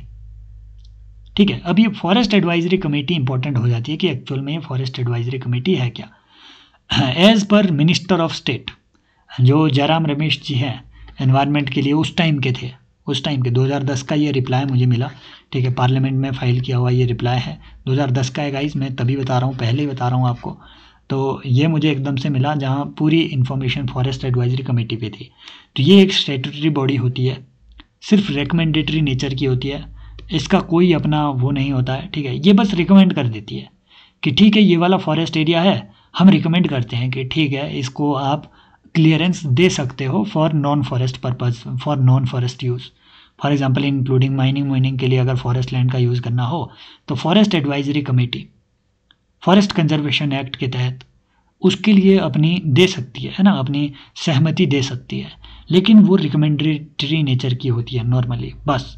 क्यों? क्योंकि फॉरेस्ट कंजर्वेशन प्राइमरी किसका रोल है? स्टेट और यूटी गवर्नमेंट का, ये उनको इम्प्लीमेंट करना होता है। तो फॉरेस्ट एडवाइजरी कमेटी ने जो है ध्यान में रखना है, ये बस रिकमेंडेटरी नेचर की है, ये कोई खुद से क्लियरेंस नहीं दे रही है, स्टेट गवर्नमेंट को कहती है कि ठीक है हमें कोई ऑब्जेक्शन नहीं है, आप क्लियरेंस दे दो। ये एरिया इसलिए भी न्यूज़ में है क्योंकि यहाँ पे आसाम में ही एक बागजान ऑयल फील्ड, अगर बोले कि बागजान ऑयल फील्ड, बागजान जैसे बॉम्बे हाई पे बहुत क्वेश्चन बनते हैं, ऐसे बागजान पे अगर बोले कि ये ऑयल फील्ड कहाँ मिलेगी, आसाम में आपको ये मिलती है। साथ में लाइन टेल्ड मकाओ भी लास्ट ईयर देखिए 2023 में पूछा गया ये क्वेश्चन है कि इनमें से नॉक्टर्नल कौन कौन से है। एलिमिनेट है ना, उसमें मालाबार सीवेट भी एक ऑप्शन में था, एलिमिनेट उसमें होना था लाइन टेल्ड मकाओ। क्यों? क्योंकि भाई साहब ये एक है ना, ये आपका एक डाययूर्नल एक आर्बोरियल कैरेक्टर है बेसिकली। डाययूर्नल हम उन्हें कहते हैं जो दिन में आपके चले, ठीक है, दिन में पूरा काम करते हो। हर इनकी एक इंटरेस्टिंग वो हैबिट है, हम PYQ कोर्स में भी ये पढ़े हुए हैं कि ये भाई साहब आधे दिन ये काम करता है, आधे दिन सो जाता है। तो ये बेस्ट एनिमल होता है लायन टेल्ड मकाओ। इसकी पूंछ होती है क्योंकि ये एप नहीं है। एप कौन है? हुलॉक गिबन, अकेला एप इंडिया का। हुलॉक गिबन भी आपका नॉक्टर्नल नहीं है, मतलब रात में ये कोई गतिविधि नहीं कर रहा है, दिन में ही सारी गतिविधियां कर रहा है। तो ये भी आपका, हाँ ठीक है, ये भी आपका डायurnal है, नॉक्टर्नल ये नहीं है। ध्यान में ये बातें रखनी है। और जो लायन टेल्ड मकाओ है और हुलॉक गिबन है, दोनों भाई साहब इंसेक्ट उनसेक्ट खा जाते हैं। तो ज़रूरी नहीं है आपको बोले कि बंदर की तरह कोई दिखता हो तो वो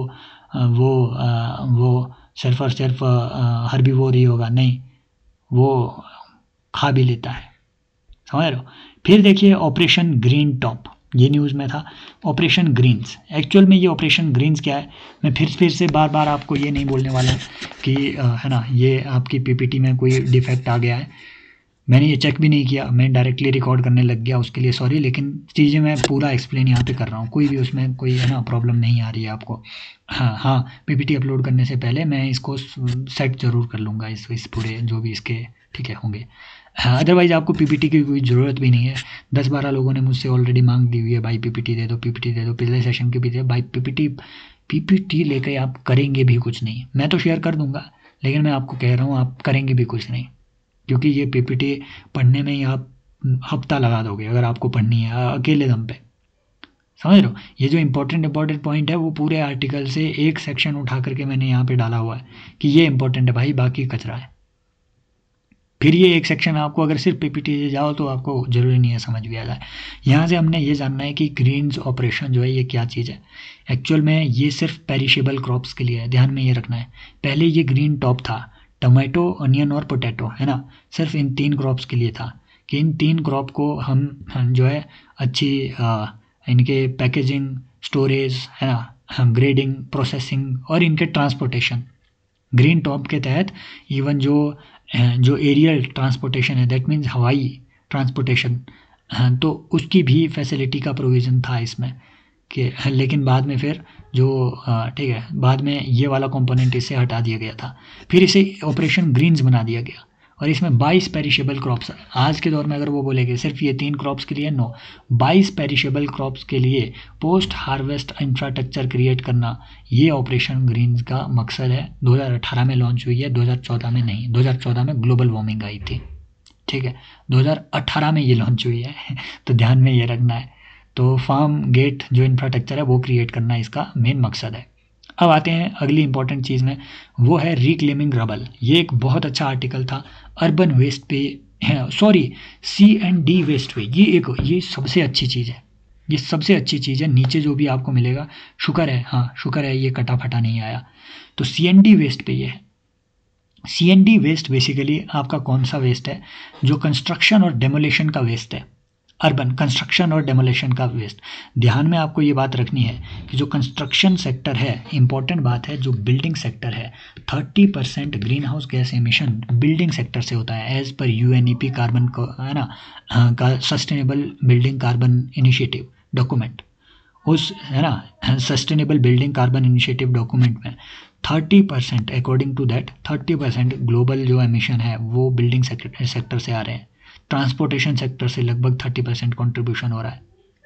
तो बिल्डिंग सेक्टर को रेगुलेट करना बहुत ज़रूरी है और इस पे UNEP के बहुत सारे इनिशिएटिव है, कुछ एक आज हम पढ़ेंगे भी यहाँ।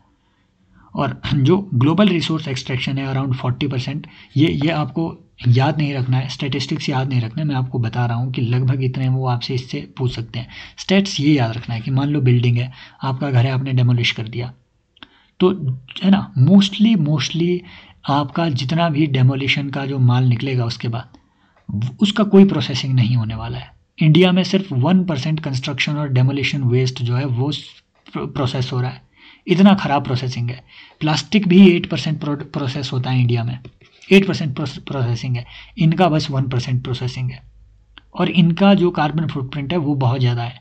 क्यों? क्योंकि इसमें हॉट असफाल्ट यूज होता है, असफाल्ट यूज होता है इसमें आपका, ठीक है, कंक्रीट वेस्ट इसमें यूज होता है, इंपॉर्टेंट बात है, राइट। और C&D waste management rules India में बने हुए हैं ऑलरेडी।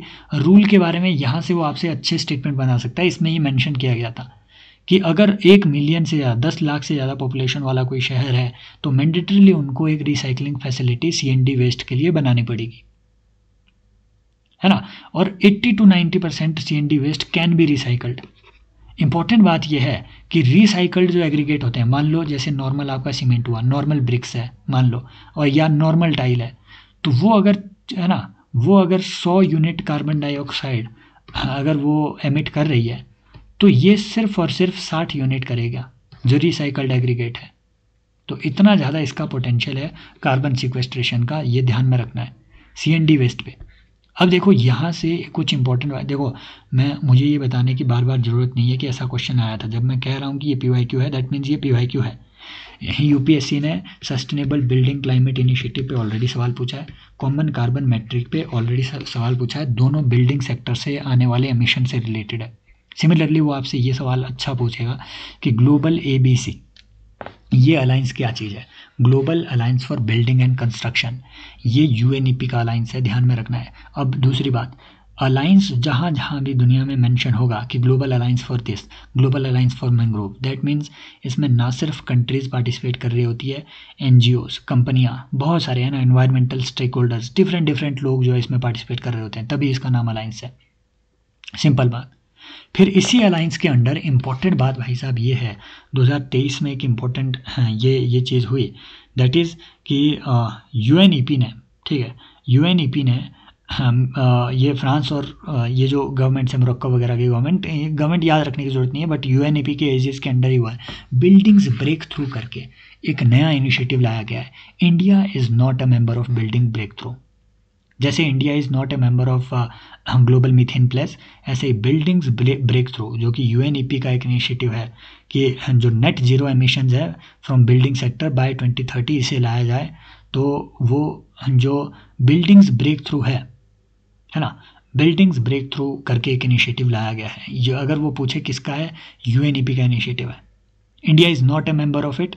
और ये अगर बोले कि चाइलेट डिक्लेरेशन क्या है, शैलेट भी कहीं इसे पढ़ सकते हैं, शाइलेट, तो ये चाइलेट डिक्लेरेशन भी inter governmental council for building and climate, ये UNEP ने बनाया। इन अ नटशेल अभी तक हमने ये जाना कि नॉर्मली अगर वो आपसे पूछेगा कि बिल्डिंग सेक्टर से रिलेटेड अगर वो सवाल पूछेगी ये किसका इनिशिएटिव है, UNEP का मोस्ट प्रोबेबली होगा, क्योंकि UNEP इसमें बहुत ही रिगरसली काम कर रहा है। क्या चीज़ें, global ABC, buildings breakthrough, शाइलेट इनिशिएटिव और intergovernmental council on buildings and climate, ये तो 2024 में बनी है रिसेंटली। तो ये जो है ये आपके जो कन्वेंशनल जो करंट अफेयर के सोर्सेज है वहाँ ये सब चीज़ें कवर नहीं हुई होंगी, यहाँ आपको ये मिलेगी और यहाँ से वो आप स्टेटमेंट पूछ भी सकते हैं सीधे, क्योंकि ये चीज़ें मेंशन्ड है। फिर देखिए अर्बन वेस्ट वाटर पे, अर्बन वेस्ट पे, है ना, इसके ट्रीटमेंट पे अच्छा सवाल ये बना हुआ है। कल हम वाटर ट्रीटमेंट से रिलेटेड कुछ टेक्नोलॉजीज पढ़े थे कि हाँ ठीक है, for example bio reactor membrane etcetera, इस ऐसी जो टेक्नोलॉजीज है उनको कल हम पढ़े। यहाँ ध्यान में ये रखना है कि अर्बन वेस्ट को ट्रीट करने के लिए अलग अलग तरीके हैं, फॉर एग्जांपल इंसरनेशन प्लांट वगैरह अगर आपने लगा लिए वो सब चीज़ें, है ना, तो पायरोलिसिस एटसेट्रा वो सब चीज़ें तो हम जानते हैं। कुछ अदर टेक्निक्स आपसे वो पूछ सकते हैं कि फॉर एग्जांपल अगर वो बोले कि लिक्विफेक्शन क्या चीज़ है ना, ट्रांस एस्ट्रीफिकेशन क्या चीज़ है, ये कुछ ऐसी चीज़ें हैं जो कि सॉलिड वेस्ट को एनर्जी में बदल सकते हैं। लिक्विफेक्शन क्या है भैया, स्लरी बना देना, नाम ही चल रहा है, लिक्विफेक्शन माने लिक्विड चीज़ को कर देना। जो भी बायोमास है, वेस्ट बायोमास, उसका एक स्लरी बना दिया जाएगा। स्लरी बना करके भाई साहब उससे आप बायोगैस वगैरह तैयार कर सकते हैं, बायो ऑयल एटसेट्रा बना सकते हैं। ट्रांस एस्ट्रीफिकेशन क्या होता है भैया, ये नॉर्मल वेजिटेबल ऑयल्स को या ऑयली चीज़ों को बायोडीजल में कन्वर्ट कर देता है, समझ लो, बायोडीजल में ये कन्वर्ट कर देता है नॉर्मल वेजिटेबल ऑयल को। Esterification, trans esterification, clear. फिर आता है आपका एल्कोहलिक फर्मेंटेशन, ये बेसिकली जो शुगर और स्टार्ची मटेरियल होता है, ठीक है, इसे एथनॉल में कन्वर्ट कर देता है। एटलीस्ट ये ध्यान में रखना, लिक्विफेक्शन अगर वो पूछे तो किस चीज़ से, liquefaction technology usually seen in news, या transesterification usually seen in news, ये किस चीज़ के लिए यूज होगा, बायोडीजल के प्रोडक्शन के लिए। लिक्विफेक्शन वेस्ट टू एनर्जी के लिए नॉर्मली किसी भी तरीके की। फिर माइक्रोबियल फ्यूल सेल, ये भाई साहब ऐसे होते हैं जैसे हाइड्रोजन फ्यूल सेल में हाइड्रोजन यूज़ होता है ना, माइक्रोबियल फ्यूल सेल में कुछ माइक्रोब डाले जाएंगे जो कि डिग्रेड कर देंगे बायो मटेरियल को और उससे एनर्जी निकालेंगे, बस क्लियर। तो बस इतनी बातें हैं जो आपको इसमें ध्यान रखनी है। वेस्ट टू वर्थ पे अगेन एक नया है ना, ये एक और आर्टिकल था जिस पे कि ऑलरेडी हम चीज़ें देख चुके हैं। फिर देखिए एक इम्पॉर्टेंट बात कि हम्पबैक व्हेल एक ट्रेस की गई जो कि अफ्रीका से इंडिया के कोस्ट में आ गई, है ना, ट्रेवल करते करते करते मज़े आ गए इसको। यहाँ से वो आपसे सवाल पूछेगा कि क्लाइमेट चेंज की वजह से क्या क्या चीज़ें ऐसी हो रही है जिसकी वजह से एनिमल इतनी ज़्यादा जो है ना, for example marine heat wave आ रही है, तो मैराइन एनिमल जो है वो अपना नॉर्मली जो, हाँ ठीक है, जहाँ जहाँ उन्हें जो उनका हैबिटेट है उसको काफ़ी चेंज कर रहे हैं। चेंज किधर को हो रहा है, मान लीजिए ये अर्थ है ना, ये आपका 0 डिग्री इक्वेटर है, तो नॉर्थवर्ड शिफ्ट हो रहा है सारे इकोसिस्टम में, या फिर साउथवर्ड, एक्चुअल में पोलवर्ड शिफ्ट हो रहा है। क्यों? क्योंकि मान लो एनिमल का अगर वो 33 डिग्री सेल्सियस पे, अगर है ना कोई मैराइन एनिमल है वो 33 डिग्री सेल्सियस पे, 34 या 35 डिग्री सेल्सियस पे रहना पसंद करता है, लेकिन इमीडिएटली क्योंकि हमारा टेम्परेचर इतना राइज हुआ है तो वो 35 से एकदम 36 हो गया है। और नॉर्मली प्रॉब्लम अगर वो आपको ये भी बोले कि temperature range of survival of marine animals is greater than the terrestrial animals, तो स्टेटमेंट आपकी गलत हो जाएगी। क्यों? मैराइन एनिमल बहुत सेंसिटिव होते हैं टेम्परेचर रेंज के लिए, है ना।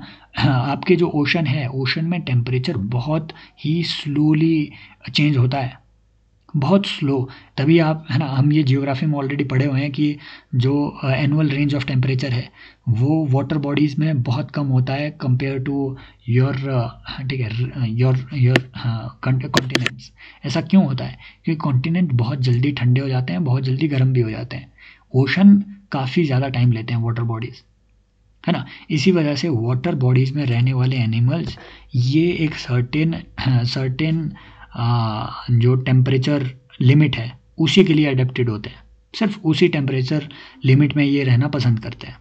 अब क्योंकि for example this particular animal wanted to, या फिर ये 33 डिग्री सेल्सियस या 35 डिग्री सेल्सियस के लिए अगर ये अडेप्टेड है तो एकदम से 36 डिग्री सेल्सियस हो गया है टेम्परेचर यहाँ इक्वेटर पे, तो अब ये थोड़ा ठंडे पानी की सर्च में नॉर्थवर्ड शिफ्ट कर रहे हैं।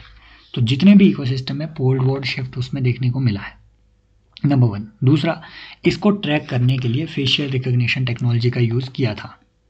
तो अगर वो बोले कि फेशियल रिकग्निशन टेक्निक कहाँ कहाँ यूज़ की जा सकती है, अगर वो ऐसी भी स्टेटमेंट दे दे तो एनिमल ट्रैकिंग में भी इसका यूज़ किया जा सकता है। Apart from other thing, for example radio active colouring etcetera, radio colouring, है ना, वो सब चीज़ें अलग चीज़ें हैं, लेकिन ये एक टेक्नोलॉजी इसमें भी यूज़ होती है। फिर देखिए ये सवाल, ये विंड एनर्जी से रिलेटेड एक अच्छा आर्टिकल था, विंड टर्बाइन्स इन इंडिया, ठीक है। इम्पॉर्टेंट बात है कि इंडिया में जो विंड एनर्जी है, ठीक है, जो रिन्यूएबल एनर्जी कैपेसिटी इंडिया की है as of now, it is around 200 है ना, 200 गीगावाट एज ऑफ नाउ। ये हमने पिछले कल भी देखा। इसमें सबसे ज़्यादा शेयर है सोलर एनर्जी का, और ये लगभग 100, है ना, 103 गीगावाट है आज के दौर में 2025 में लगभग, है ना। यहाँ ये थोड़ा आउटडेटेड ये पूरा डेटा है, लेकिन जो सबसे ज़्यादा इंक्रीज़ भी हुआ है वो सोलर एनर्जी में हुआ है ना। सबसे ज़्यादा परसेंटेज इंक्रीज सोलर एनर्जी में हुआ है, फिर विंड एनर्जी का नंबर आता है, फिर आपका स्मॉल हाइड्रो प्लांट्स आते हैं। इंपॉर्टेंट बातें थोड़ी ये है जो आपको ध्यान में रखनी है कि विंड एनर्जी और इंडिया में क्या शेयर है। तो जो भी आपका रिन्यूएबल शेयर है इसमें सोलर एनर्जी का सबसे ज़्यादा है, फिर आता है आपका विंड एनर्जी का शेयर, राइट। और विंड एनर्जी में सबसे ज़्यादा, और ख़ास तौर पे रिन्यूएबल एनर्जी में सबसे ज़्यादा शेयर राजस्थान का है, फिर गुजरात का। विंड एनर्जी में पहले सबसे ज़्यादा तमिलनाडु का हुआ करता था, अब गुजरात का पहला नंबर आ गया, ठीक है। तो ये कुछ बातें ध्यान में रखनी है। और हाँ, विंड एनर्जी का इम्पोर्टेंट यूज़ ये भी है, आपसे वो सवाल पूछ सकता है कि जो हाइब्रिड पावर प्लांट्स हैं, ठीक है, विंड एनर्जी और सोलर एनर्जी, इनका मेन, ठीक है, इनका मेन पर्पज़ क्या होता है, या फिर बेनिफिट्स क्या है। मेन बेनिफिट ये है कि सोलर एनर्जी दिन के टाइम पे लाइट प्रोड्यूस कर ही दे रही है, शाम के टाइम नहीं होगी, अर्ली सुबह नहीं होगी, उस टाइम विंड सबसे ज़्यादा एक्टिव होती है। तो उस टाइम पे इस तरीके से ग्रिड बैलेंसिंग में इनका बड़ा रोल रहता है। आपको ये बातें थोड़ी ध्यान में रखनी है, ऐड आपको बीच बीच में आती जाएगी। फिर देखिए हिंडन, ये हिंडन रिवर पे है। हिंडन रिवर में बहुत पोल्यूशन था, ये नोट किया किसने, हाँ, डाउन टू अर्थ ने इस बात को नोट किया। हिंडन रिवर पे आपसे एक बेसिक सा वो सवाल पूछ सकते हैं कि हिंडन रिवर किसकी ट्रिब्यूटरी है। तो ध्यान में ये रखना है, ये आपकी यमुना की ट्रिब्यूटरी है और मेजरली ये यूपी में है ना, यूपी में बह रही होती है, ठीक है, हिंडन रिवर।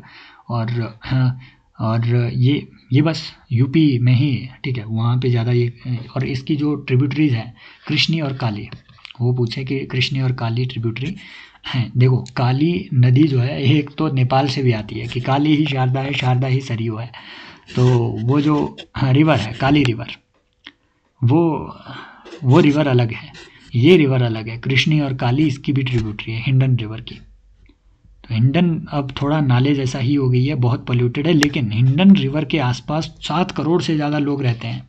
एक चौंकाने वाला खुलासा ये था, नाले जैसी रिवर है, 7 करोड़ से ज़्यादा हैबिटेशन जो है इसके आसपास रहती है ना। तो अगर इसमें आर्सेनिक कंटेमिनेशन इतना हुआ है और जो आसपास की जो फैक्ट्रीज है वो अपना जो भी है ना सड़ा गला माल है वो इसमें डाल रही है, इसका बीओडी सीओडी अगर बढ़ रहा है तो दैट मीन्स 7 करोड़ लोग उससे अफेक्ट हो रहे हैं। तो ये एक बड़ी प्रॉब्लम है। फिर देखिए अगली चीज़, कार्बन बॉर्डर एडजस्टमेंट मैकेनिज्म। इस एक आर्टिकल से हमें बहुत सारी चीज़ें मिलेगी एक साथ में रिवाइज होगा वो। सबसे पहले ध्यान में रखना है कि CBAM पे अगर वो सवाल पूछे कि ये न्यूज़ में है, ये किसके बारे में न्यूज़ में है, तो EU का एक इनिशिएटिव है कार्बन लीकेज को प्रिवेंट करने के लिए। कार्बन लीकेज क्या है? मान लीजिए कोई एक रिच कंट्री है, कंट्री ए, कंट्री बी। कंट्री ये बोलती है कि ठीक है, हम जो है हम कार्बन, हाँ ठीक है, हम अपना कार्बन फुटप्रिंट डिक्रीज़ करना चाह रहे हैं, ठीक है। मान लो कंट्री ए ये कह रही है कि हम अपना कार्बन फुटप्रिंट डिक्रीज़ करना चाह रहे हैं। तो इसके लिए उन्हें क्या करना पड़ेगा? जैसे EU की कंट्रीज है वो अपने लिए रिन्यूएबल एनर्जी लाएगी, रिन्यूएबल एनर्जी लाने की उनकी कॉस्टिंग भी होगी। कॉस्टिंग की वजह से उससे वो है ना, उस एनर्जी का यूज़ करके जो फाइनल प्रोडक्ट उनका निकल रहा है उस प्रोडक्शन की कॉस्टिंग भी ज़्यादा आएगी। दैट मीन्स कि वही बिस्किट जो यूरोप में 10 रुपए का प्रिपेयर हो रहा है वो किसी दूसरी कंट्री में 5 रुपए का प्रिपेयर होगा, क्योंकि वो ट्रेडिशनल एनर्जी का यूज़ कर रहे हैं, है ना, नॉर्मल मेथड्स का यूज़ कर रहे हैं, वो कार्बन की कॉस्टिंग को इसमें अकाउंट ही नहीं कर रहे हैं। तो यहाँ से ये जो 5 रुपए का प्रोडक्ट है बी कंट्री से, ये ईजिली आप एक्सपोर्ट कर सकते हैं यूरोप में। तो यूरोप की कंपनियां तो इससे घाटे में रही। इसी को कहते हैं कार्बन लीकेज, कि इन्होंने अपने एमिशन जो यहाँ पे 5 है ना, जो सस्ते में प्रोड्यूस करने के चक्कर में कंट्री बी ने या डेवलपिंग वर्ल्ड ने अपने एमिशन जो है ना, जो एमिशन एमिट हुए हैं उनको एक तरीके से उन्होंने एक्सपोर्ट कर दिया इनडायरेक्टली। इसे कहते हैं कार्बन लीकेज, है ना, एमिशन एक्सपोर्ट। ये इन्होंने एक्सपोर्ट कर दिए यूरोप जैसी कंट्री। तो यूरोप वाले तो घाटे में रहे यार। और दूसरी तरफ से जो उनका मेन मकसद था कि प्रोडक्शन साइकिल को कुछ ऐसे चेंज किया जाए, प्रोडक्शन सिस्टम को कुछ ऐसे चेंज किया जाए कि हमारे जो नेट इंटेंसिटी है, एमिशन इंटेंसिटी इकोनॉमी की, वो घट जाए, वो भी तो कॉम्प्रोमाइज़ हुई, क्योंकि अल्टीमेटली वो प्रोडक्ट सस्ता प्रोडक्ट खा रहे हैं, कंज्यूम कर रहे हैं, और अल्टीमेटली उससे जो ओवरऑल ग्लोबल एमिशन है वो बढ़ ही रहे हैं उस पूरे सिस्टम से। इसी को रोकने के लिए उन्होंने एक सिस्टम लाया, कार्बन मॉडर्न एडजस्टमेंट मैकेनिज्म।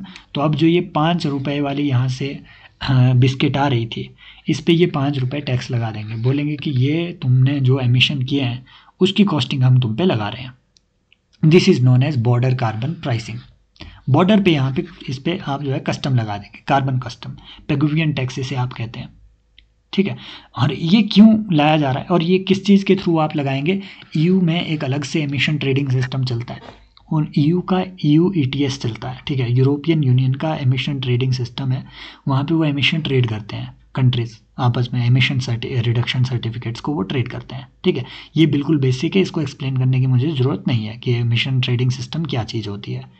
अगली बात कि ये किस चीज़ को फुलफिल करने के लिए है? EU की एक टारगेट है, फिट फॉर 55 इनिशिएटिव। अगर वो बोले कि ये किसका इनिशिएटिव है? EU का। ये कह रहे हैं कि 2030 तक 55% रिडक्शन हम एमिशन में कर देंगे, प्री इंडस्ट्रियल लेवल से नहीं, 1990 के लेवल से हम 55% एमिशन रिडक्शन कर देंगे बाय 2030। इसे कहते हैं वो फिट फॉर 55। इंपॉर्टेंट बात है, अगर वो आपको स्टेटमेंट में दे दे कि EU की क्या पर कैपिटा एमिशन इंडिया से कम है, नहीं, EU की 3 गुना ज़्यादा है इंडिया से, नाइजीरिया से 400 गुना ज़्यादा है EU का, है ना। हाँ, ये क्या कहते हैं वो USA का इनसे भी ज़्यादा है। तो जो डेवलप्ड वर्ल्ड है आज भी उनकी per capita income developing world से कई गुना ज़्यादा है। तो आप जाकर के ये सब चीज़ें देख सकते हैं। फिर आते हैं, ठीक है, एंटी माइक्रोबियल रेजिस्टेंस पे, AMR पे। तो AMR एक नया क्राइसिस है, एंटी माइक्रोबियल रेजिस्टेंस। वो क्यों आता है? जब आप बहुत ज़्यादा एंटीबायोटिक खा लेते हैं तो जो माइक्रोब्स है आपकी बॉडी के वो अडेप्ट कर जाते हैं, है ना, वो जेनेटिकली अडेप्ट हो जाएंगे और आपकी एंटीबायोटिक उसके बाद काम नहीं करेगी, ठीक है।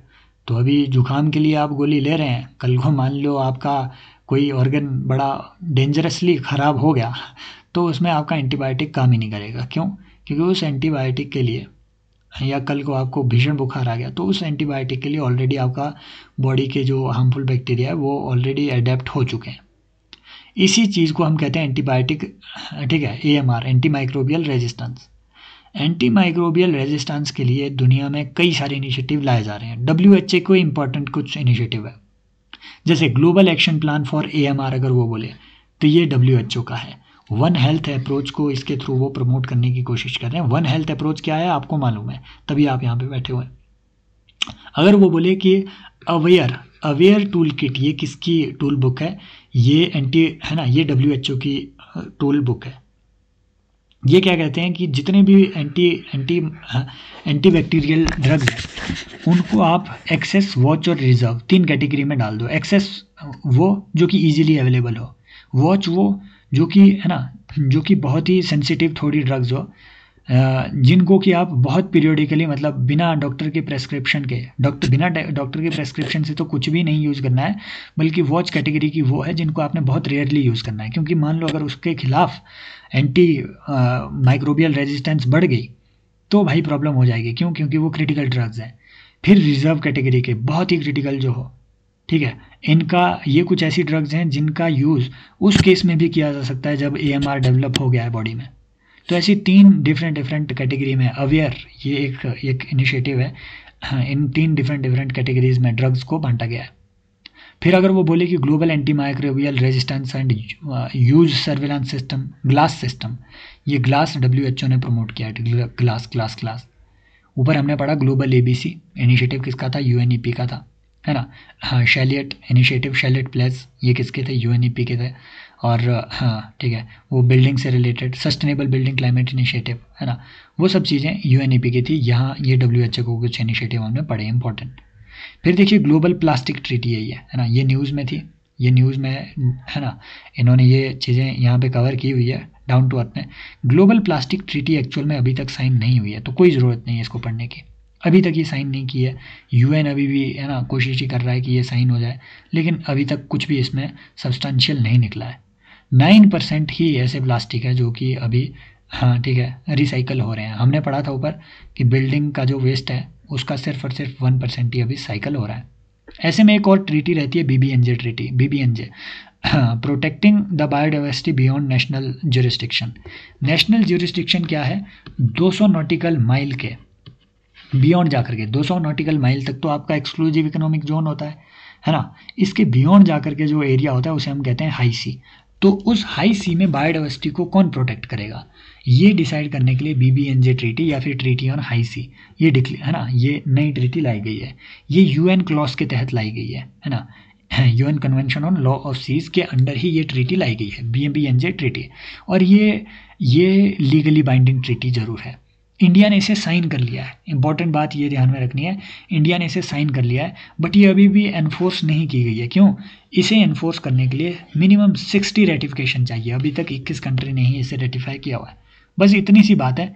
इसकी इंस्टीट्यूशंस वगैरह अभी तक, है ना, इसकी डिटेल्स वगैरह उतनी आउट नहीं भी हुई है, ठीक है। और ये नॉर्मली ट्रीटी है यार, ये 30/30 टारगेट ये भी ले रही है कि भैया 30% बायोडाइवर्सिटी हमें जो है हाई सीज की प्रोटेक्ट करनी है बाय 2030। तो ये तब तक इम्प्लीमेंट ही नहीं होगी, करते रहो प्रोटेक्ट क्या करें उसमें, ठीक है। फिर देखिए इंपॉर्टेंट, ये देखो, ये सबसे इंपॉर्टेंट बात है। अगर वो NCQG पे आपसे सवाल पूछे कि ये टर्म जो न्यू कलेक्टिव क्वांटिफाइड गोल, ये न्यूज़ में रहती है, ये बहुत ही ज़्यादा इस साल न्यूज़ में थी। क्यों? क्योंकि भाई साहब 2010 में, ठीक है, it was in Cancun summit 2010, जहाँ पे 2009 एक्चुअली, जहाँ पे जो डेवलप्ड वर्ल्ड है उन्होंने प्रॉमिस किया कि $100 बिलियन एनुअली हम दिया करेंगे क्लाइमेट एक्शन के लिए to help the poor countries. ये उन्होंने उस टाइम पे प्रॉमिस किया था, अभी तक फुलफिल नहीं हुआ। अब जो है इसकी जो है टाइम लिमिट भी चली गई, 2025 आ गया है। Now developing world was demanding कि हर साल 1.3 ट्रिलियन डॉलर, हर साल 1.3 ट्रिलियन डॉलर जो है डेवलप्ड वर्ल्ड क्लाइमेट फाइनेंसिंग करे। इतना तो नहीं, लेकिन इन्होंने सेटल कर दिया अपनी तरफ से, मतलब मुंह बोला सेटलमेंट कर दिया है कि 300 बिलियन डॉलर हम दे सकते हैं। इस गोल को कहा जा रहा है न्यू कलेक्टिव क्वांटिफाइड गोल। तो अगर वो सिर्फ है ना स्टेटमेंट यहाँ से इतना बनाएगा कि new collective quantified goals, this term has been in news with respect to which of the following, this is in news with respect to the climate financing. Simple बात, इतनी सी बात ध्यान में रखनी है, बाकी कुछ नहीं इसमें ध्यान में रखना है, क्योंकि COP29 में कुछ भी खास नहीं निकला है इस बार, कुछ भी खास कोई आउटकम बड़ी नहीं थी, है ना। फॉर एग्जांपल COP29 में जो आपके आर्टिकल 6 थे, है ना, आर्टिकल 6 इंपॉर्टेंट बात है, पेरिस क्लाइमेट एग्रीमेंट का जो आर्टिकल 6 है, ये एमिशन ट्रेडिंग का सिस्टम इस्टेब्लिश करने के लिए, है ना, Paris agreement crediting mechanism settle करने के लिए ये एक इनिशिएटिव है।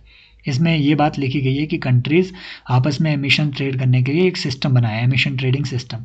ये सिस्टम बनेगा कैसे, इसमें क्रेडिट्स डिसाइड कैसे होंगे, एमिशन, है ना, एमिशन रिडक्शन के प्लान क्या होंगे, ये ट्रेड कैसे किए जाएंगे, कौन इसको फाइनेंस करेगा, इस पर कोई भी सहमति अभी तक नहीं बनी है।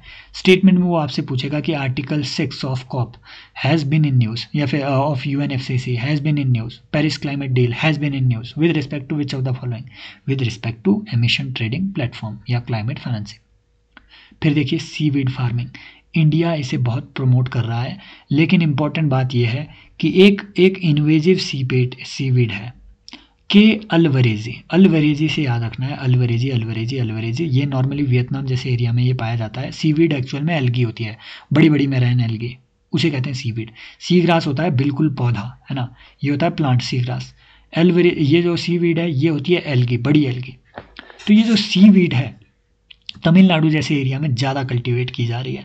क्यों? क्योंकि इसके, है ना, ये जो कप्पा फाइकस अल्वरेजी है, के अल्वरेजी, भाई याद रखना, मैं कसम से बोल रहा हूँ, उन्होंने प्रोसोपिस जूलीफ्लोरा पे सवाल पूछ लिया है, लेंटाना कमारा पे उन्होंने सवाल पूछ लिया है। ये कुछ इन्वेजिव प्लांट थे, है ना, इसलिए इन पे सवाल पूछा। अब के अल्वरेजी न्यूज़ में है ना, ये भी एक इन्वेजिव प्लांट है, इस पर वो, है ना, सीवीड है, इस पर वो सवाल पूछ सकते हैं कि अल्वरेजी ये क्या चीज़ है। के अल्वरेजी एक इन्वेजिव सीवीड की स्पीशी है, लेकिन फिर भी ये कल्टीवेट की जा रही है। क्यों? क्योंकि ये जल्दी कल्टीवेट होती है और इसका जो न्यूट्रिएंट लेवल्स एक्सेट्रा सब अच्छा है, लेकिन इंपॉर्टेंट बात है कि ये लोकल सीवीड की वैरायटी के लिए खतरनाक है। सिर्फ इतनी बात है। अब सीवीड के यूजेज क्या है, यहाँ से वो सवाल पूछेगा। ऑब्वियसली ह्यूमन कंजम्पशन के लिए होगा, क्योंकि ये सी फूड है। अगर इंसान खा पा रहे हैं तो एनिमल भी खाएंगे। इंडस्ट्रियल यूज इसका बड़ा है। फॉर एग्जांपल अगर आपको, है ना, जैसे एग्रॉस्ट जेल का नाम आपने सुना होगा, एग्रॉस्ट जेल ये सीवीड से निकलता है। नॉर्मली जब आप, है ना, जब आपने देखा होगा, ये तो हम पढ़े हुए हैं यार उसमें साइंस एंड टेक में, कि जब भी आपकी डीएनए प्रोफाइलिंग करनी होती है तो उसमें एक जेल का यूज होता है, एग्रॉस्ट जेल, है ना। डीएनए की प्रोफाइलिंग जब भी हो तो एग्रॉस वो इधर से निकलता है। खैर उसे छोड़ो, फार्मास्यूटिकल में, फूड प्रोसेसिंग में, कॉस्मेटिक्स में इसका बड़ा यूज़ होता है, परफ्यूम्स में इसका यूज़ है, कॉस्मेटिक्स में ऑलरेडी बताया, है ना। दातुन क्या, टूथपेस्ट बनाने में इसका बड़ा यूज़ है। वेस्ट वाटर ट्रीटमेंट में इसका यूज़ है, क्योंकि बड़ा सारा सीवीड जो है हैवी मेटल को भी एब्जॉर्ब कर लेते हैं, तो हैवी मेटल एब्जॉर्बर के तौर पे आप सीवीड को कल्टीवेट कहीं करवा सकते हैं। फर्टिलाइज़र के तौर पे यूज होगा। क्यों? क्योंकि अगर ये न्यूट्रिएंट इंसान को दे रहा है तो पौधे को भी देगा ही सीधी बात ये है। बायोफ्यूल और एनर्जी प्रोडक्शन में होगा ही। क्यों? क्योंकि बायोमास इसके पास, जिसके पास भी बायोमास है वहाँ से बायोफ्यूल आप बना सकते हैं। समझ रहे हो? तो सीवीड बड़ा इंपॉर्टेंट यूज है, बड़े सारे इसके यूजेज है। एक इंपॉर्टेंट घटना ये हुई कि सहारा में रेनफॉल हुई। हमने देखा कि डेजर्ट, दुनिया में सब उलट पुलट हो रहा है भाई, दुनिया की चालें बिगड़ रही है। हमारा जो एक्सिस पे अर्थ रोटेट कर रहा है वो अर्थ स्लो डाउन हो रहा है। कैसे हो रहा है? पिछले कल का वीडियो देखो, ऑलरेडी मैंने बताया है। हमने देखा कि जो थार डेजर्ट है वो ग्रीन हो रहा है, सहारा डेजर्ट में रेनफॉल हो रहा है, सऊदी अरब में बर्फ़बारी हो रही है, सब चीज़ें गड़बड़ हो रही है दुनिया में, है ना। तो वो अलग बात है कि, है ना, हम पे वो ये कुछ है, दूसरे प्लानट वाले जादू टोना कुछ कर रहे हैं, मुझे तो ऐसा लगता है, मैं तो बहुत भरोसा करता हूँ इस पे। तो दूसरे प्लानट में पक्का कोई ना कोई एलियन बैठ के उधर, हाँ, काम सूत्र पढ़ रहा होगा कि लगाओ उधर अग्नि।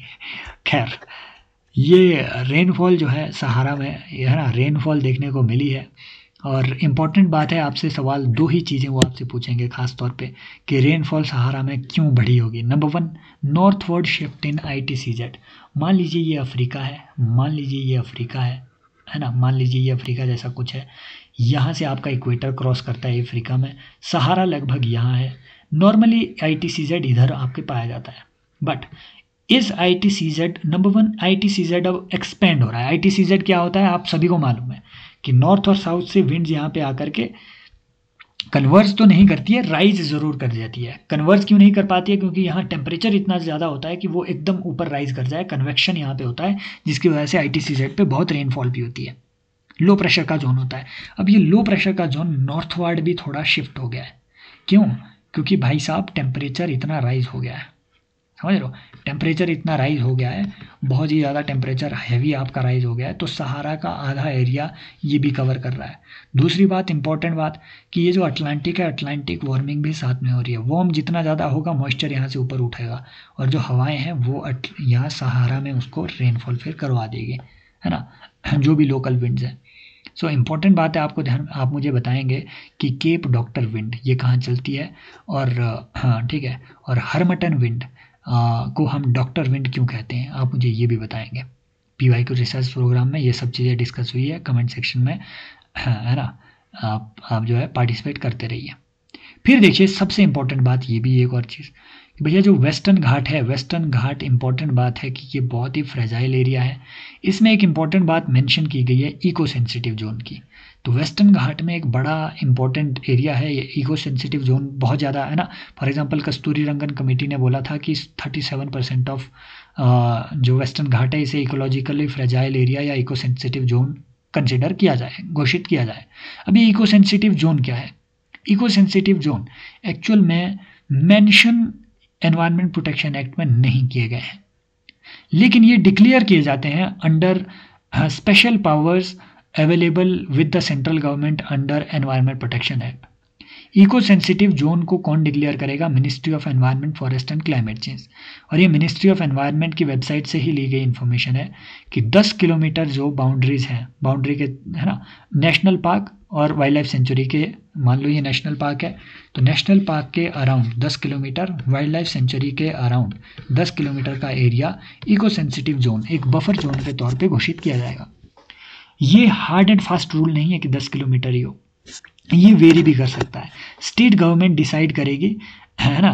और सॉरी, ये जो MOEFCC है, कंसिडरिंग द लोकल सर्कमस्टांसिस, उनको कंसिडर करके MOEFCC इसे, है ना, इसे इंक्रीज या डिक्रीज कर सकती है, बट मिनिमम 1 किलोमीटर ये होना ही चाहिए। सुप्रीम कोर्ट की लास्ट ईयर भी इसमें जजमेंट आई थी कि कम से कम 1 किलोमीटर तो रखो बफर जोन। तो 10 किलोमीटर नॉर्मली रहता है, ये वेरी हो सकता है, मिनिमम 1 किलोमीटर ये होना ही चाहिए buffer zone around wild life sanctuaries and national parks. तो ये आपको बात ध्यान में रखनी है।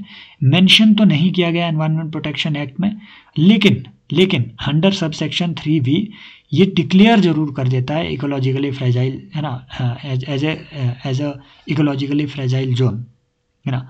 ये इकोलॉजिकली फ्रेजाइल जोन को डिक्लेयर करता है MOEFCC। So in a nutshell, the term eco-sensitive zone is not mentioned in Environment Protection Act. The term eco-fragile zone is mentioned there, है ना। तो उस तरीके से ESZ ये जो टर्म है ये as an ecological fragile zone ही वहाँ पे डिक्लेयर की जाती है। सिंपल आपसे वो सवाल ये पूछेगा कि कौन से एक्ट के तहत डिक्लेयर होता है, एनवायरनमेंट प्रोटेक्शन एक्ट के तहत कौन डिक्लेयर करता है? MOEFCC, ministry of environment, forest and climate change. अब इसके अंदर कई सारी एक्टिविटीज़ है जो प्रोहिबिटेड होती है इको सेंसिटिव जोन में।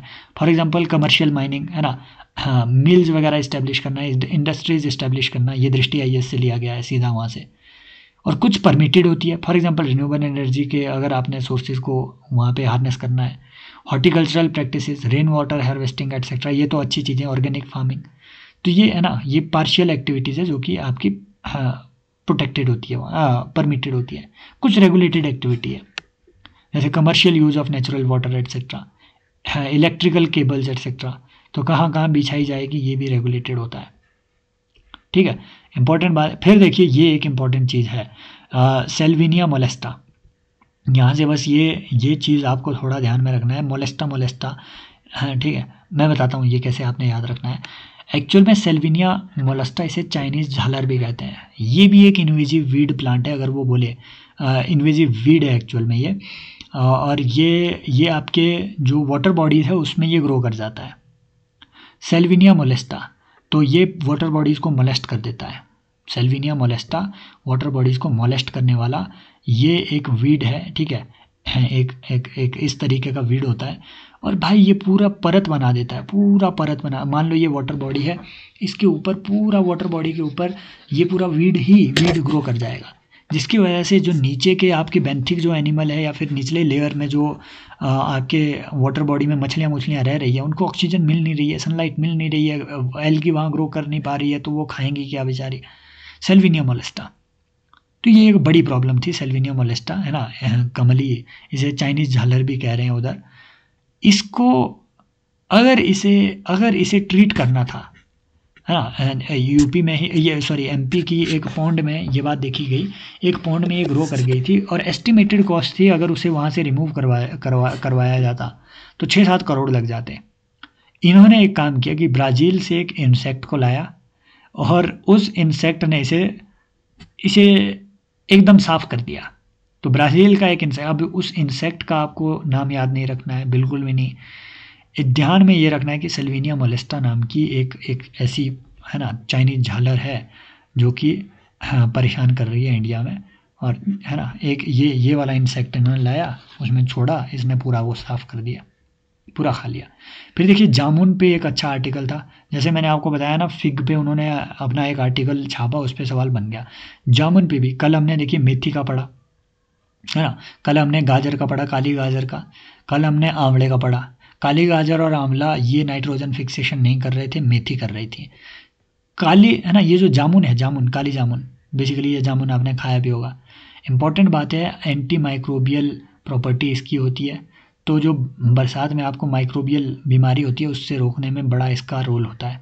इंपॉर्टेंट ये मैंने इसीलिए लाया, इसका ग्लाइसेमिक इंडेक्स लो होता है, अनलाइक अदर फ्रूट्स का क्या होता है कि ग्लूकोज जो भी उसमें एनर्जी अवेलेबल है, ग्लूकोज, वो एकदम से, ठीक है, वो एकदम से रिलीज हो जाता है आपकी बॉडी में। इसका ग्लाइसेमिक इंडेक्स लो होता है। ग्लाइसेमिक इंडेक्स लो होने का मतलब क्या होता है कि धीमे करके एनर्जी ये रिलीज करेगा, और ये अच्छा होता है। किसी भी फूड का जितना कम ग्लाइसेमिक इंडेक्स होगा, दैट मीन्स वो आपके लिए उतना अच्छा है, वो कम डायबिटिक है। और लो ग्लाइसेमिक इंडेक्स आपका जो मिलेट है ना, उसे श्रियन भी कहते हैं उन्हें, तो मिलेट्स का भी लो ग्लाइसेमिक इंडेक्स होता है, इसीलिए वो डायबिटीज़ के जो मरीज़ हैं उनको रिकमेंड किए जाते हैं। देखिए ये एक नई चीज़ है, बायोगैस जो है, बायोगैस आपने देखी भी नहीं होगी, ये ऐसा प्लांट होता है भाई साहब, बायोगैस का प्लांट होता है। आपने 10th क्लास में ये पढ़ा होगा कि बायोगैस कैसे बनाई जाती है, गोबर गैस बेसिकली। तो कंप्रेस्ड बायोगैस जो है एक नया बिजनेस मॉडल जो है सामने आ रहा है। अर्बन जो वेस्ट है उसे आप बायोगैस में तब्दील कर सकते हैं, जो आपका खाना वाना बचा उसको स्लरी में बना के इसमें डाल देंगे डाइजेस्टर में, डाइजेस्टर 30 दिन के बाद बायोगैस आपको दे देता है ना। तो ये बायोगैस के प्लांट्स जो है इंडिया में बढ़ भी रहे हैं। इसके लिए सतत करके इनिशिएटिव लाया गया है, किसका, ministry of petroleum and natural gas, सतत इनिशिएटिव। तो अगर वो बोले कि जो सतत इनिशिएटिव है ना, ये सतत इनिशिएटिव ये किस चीज़ से रिलेटेड है, ये CBG प्रोडक्शन से रिलेटेड है, नेचुरल गैस का, है ना, मिनिस्ट्री ऑफ पेट्रोलियम का ये एक इनिशिएटिव है। इंपॉर्टेंट बात है, बायोगैस नॉर्मल बायोगैस से कंप्रेस्ड बायोगैस या CBG कैसे अलग है। ये प्योरीफाइड फॉर्म होती है। देखो जो नॉर्मल बायोगैस है उसमें मीथेन तो हो ही रही है, लेकिन बहुत कम होती है, 50-60% मीथेन होगी, कुछ उसमें कार्बन डाइऑक्साइड होगी, कुछ उसमें मॉइस्चर होगा नॉर्मल बायोगैस में, कुछ हाइड्रोजन सल्फाइड होगा। इसकी वजह से उसका पॉल्यूशन भी बहुत ज़्यादा होता है नॉर्मल बायोगैस का, ठीक है। लेकिन जो कंप्रेस्ड बायोगैस है CBG, ये ठीक एकदम फुल्ली, है ना, मोस्टली आपकी 90 to 95% प्योरीफाइड मीथेन ही होती है ये। इसीलिए जो कंप्रेस्ड बायोगैस है और कंप्रेस्ड नेचुरल गैस है, इनका कैलोरीफिक वैल्यू लगभग सिमिलर होता है, 50 किलो जूल के आसपास का, समझ रहे हो। लेकिन अगर वो बोले कि सीएनजी में और नेचुरल गैस में ज़्यादा कैलोरीफिक वैल्यू किसकी है, तो सीएनजी की है ज़्यादा कैलोरीज, और एलपीजी में, सीएनजी में और एलपीजी में किस में ज़्यादा कैलोरीफिक वैल्यू है, एलपीजी की ज़्यादा होती है, एलपीजी की एनर्जी डेंसिटी ज़्यादा है, ये ध्यान में रखना है। लिक्विड पेट्रोलियम गैस की सीएनजी भी की कम होती है, तो कंप्रेस्ड बायोगैस एकदम सीएनजी ही है, ध्यान में बस ये बात रखो आप। डेंसिटी है ना, नॉर्मल बायोगैस से इसकी एनर्जी डेंसिटी ज़्यादा होती है, क्यों, क्योंकि भैया ये सब चीज़ें इसने रिमूव कर दिया। और करंट जो गैस शेयर है इंडिया की गैस इकोनॉमी में, ये सिर्फ 6% के आसपास है, गवर्नमेंट चाहती है कि इसे बढ़ाए। एंड प्राइमरली इसमें मिथेन आपके मिल रहा है ना। एलपीजी में आप मुझे कमेंट सेक्शन में बताएंगे एलपीजी में कौन सी गैस प्राइमरली आपकी मिलती है।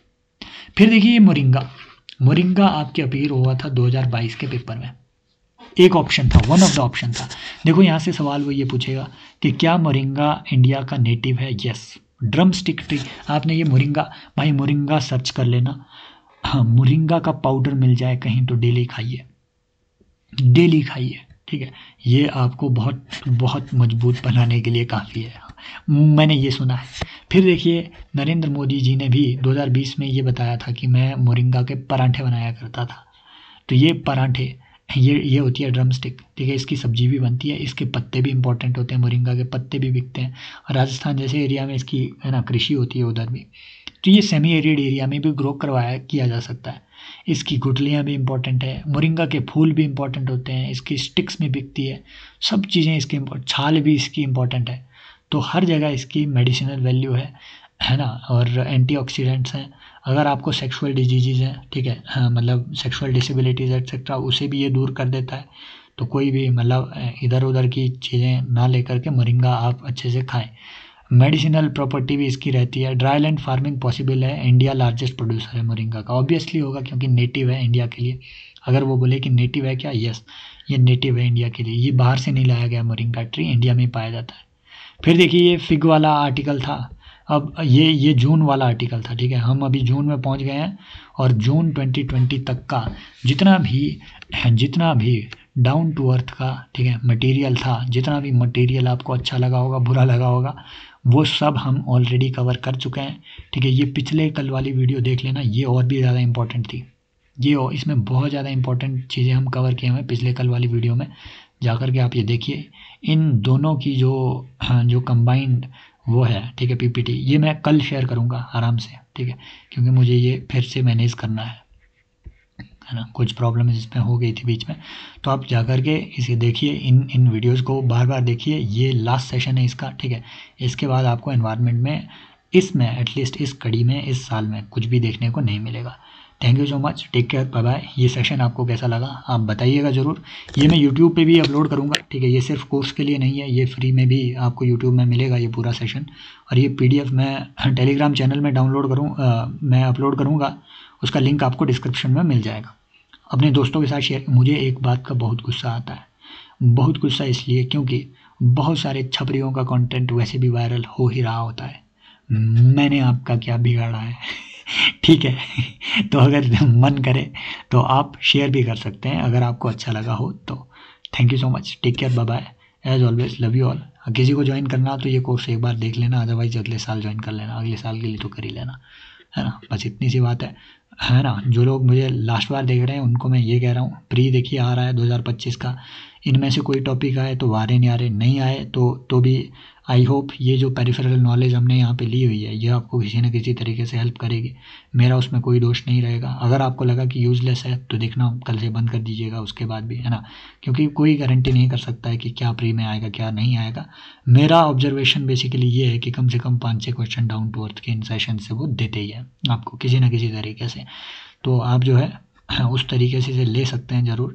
बाकी यार किसी भी बात का कोई गारंटी नहीं होता है, मैं खुद आपको कह रहा हूँ, ठीक है, मैं खुद कह रहा हूँ भाई, मैंने अब तक 4 प्रीलिम्स दिया है, 3 बार मैंने चारों बार GS क्वालिफाई किया है, 3 बार पूरा प्रीलिम्स भी किया है, एक बार CSET में रह गया था, है ना, और हर बार मैंने इस बार 104 आए थे, वो थोड़ा गड़बड़ हो गया, अदरवाइज़ मेरा 110% प्लस स्कोर हमेशा रहता है। तो मैं खुद से आपको कह रहा हूँ, अगर मैं कोई नेक्स्ट प्रीलिम्स दे रहा हूँ तो मैं ये मान के चल रहा होता हूँ कि भाई 50 भी नंबर आ सकते हैं, 150 भी आ सकते हैं।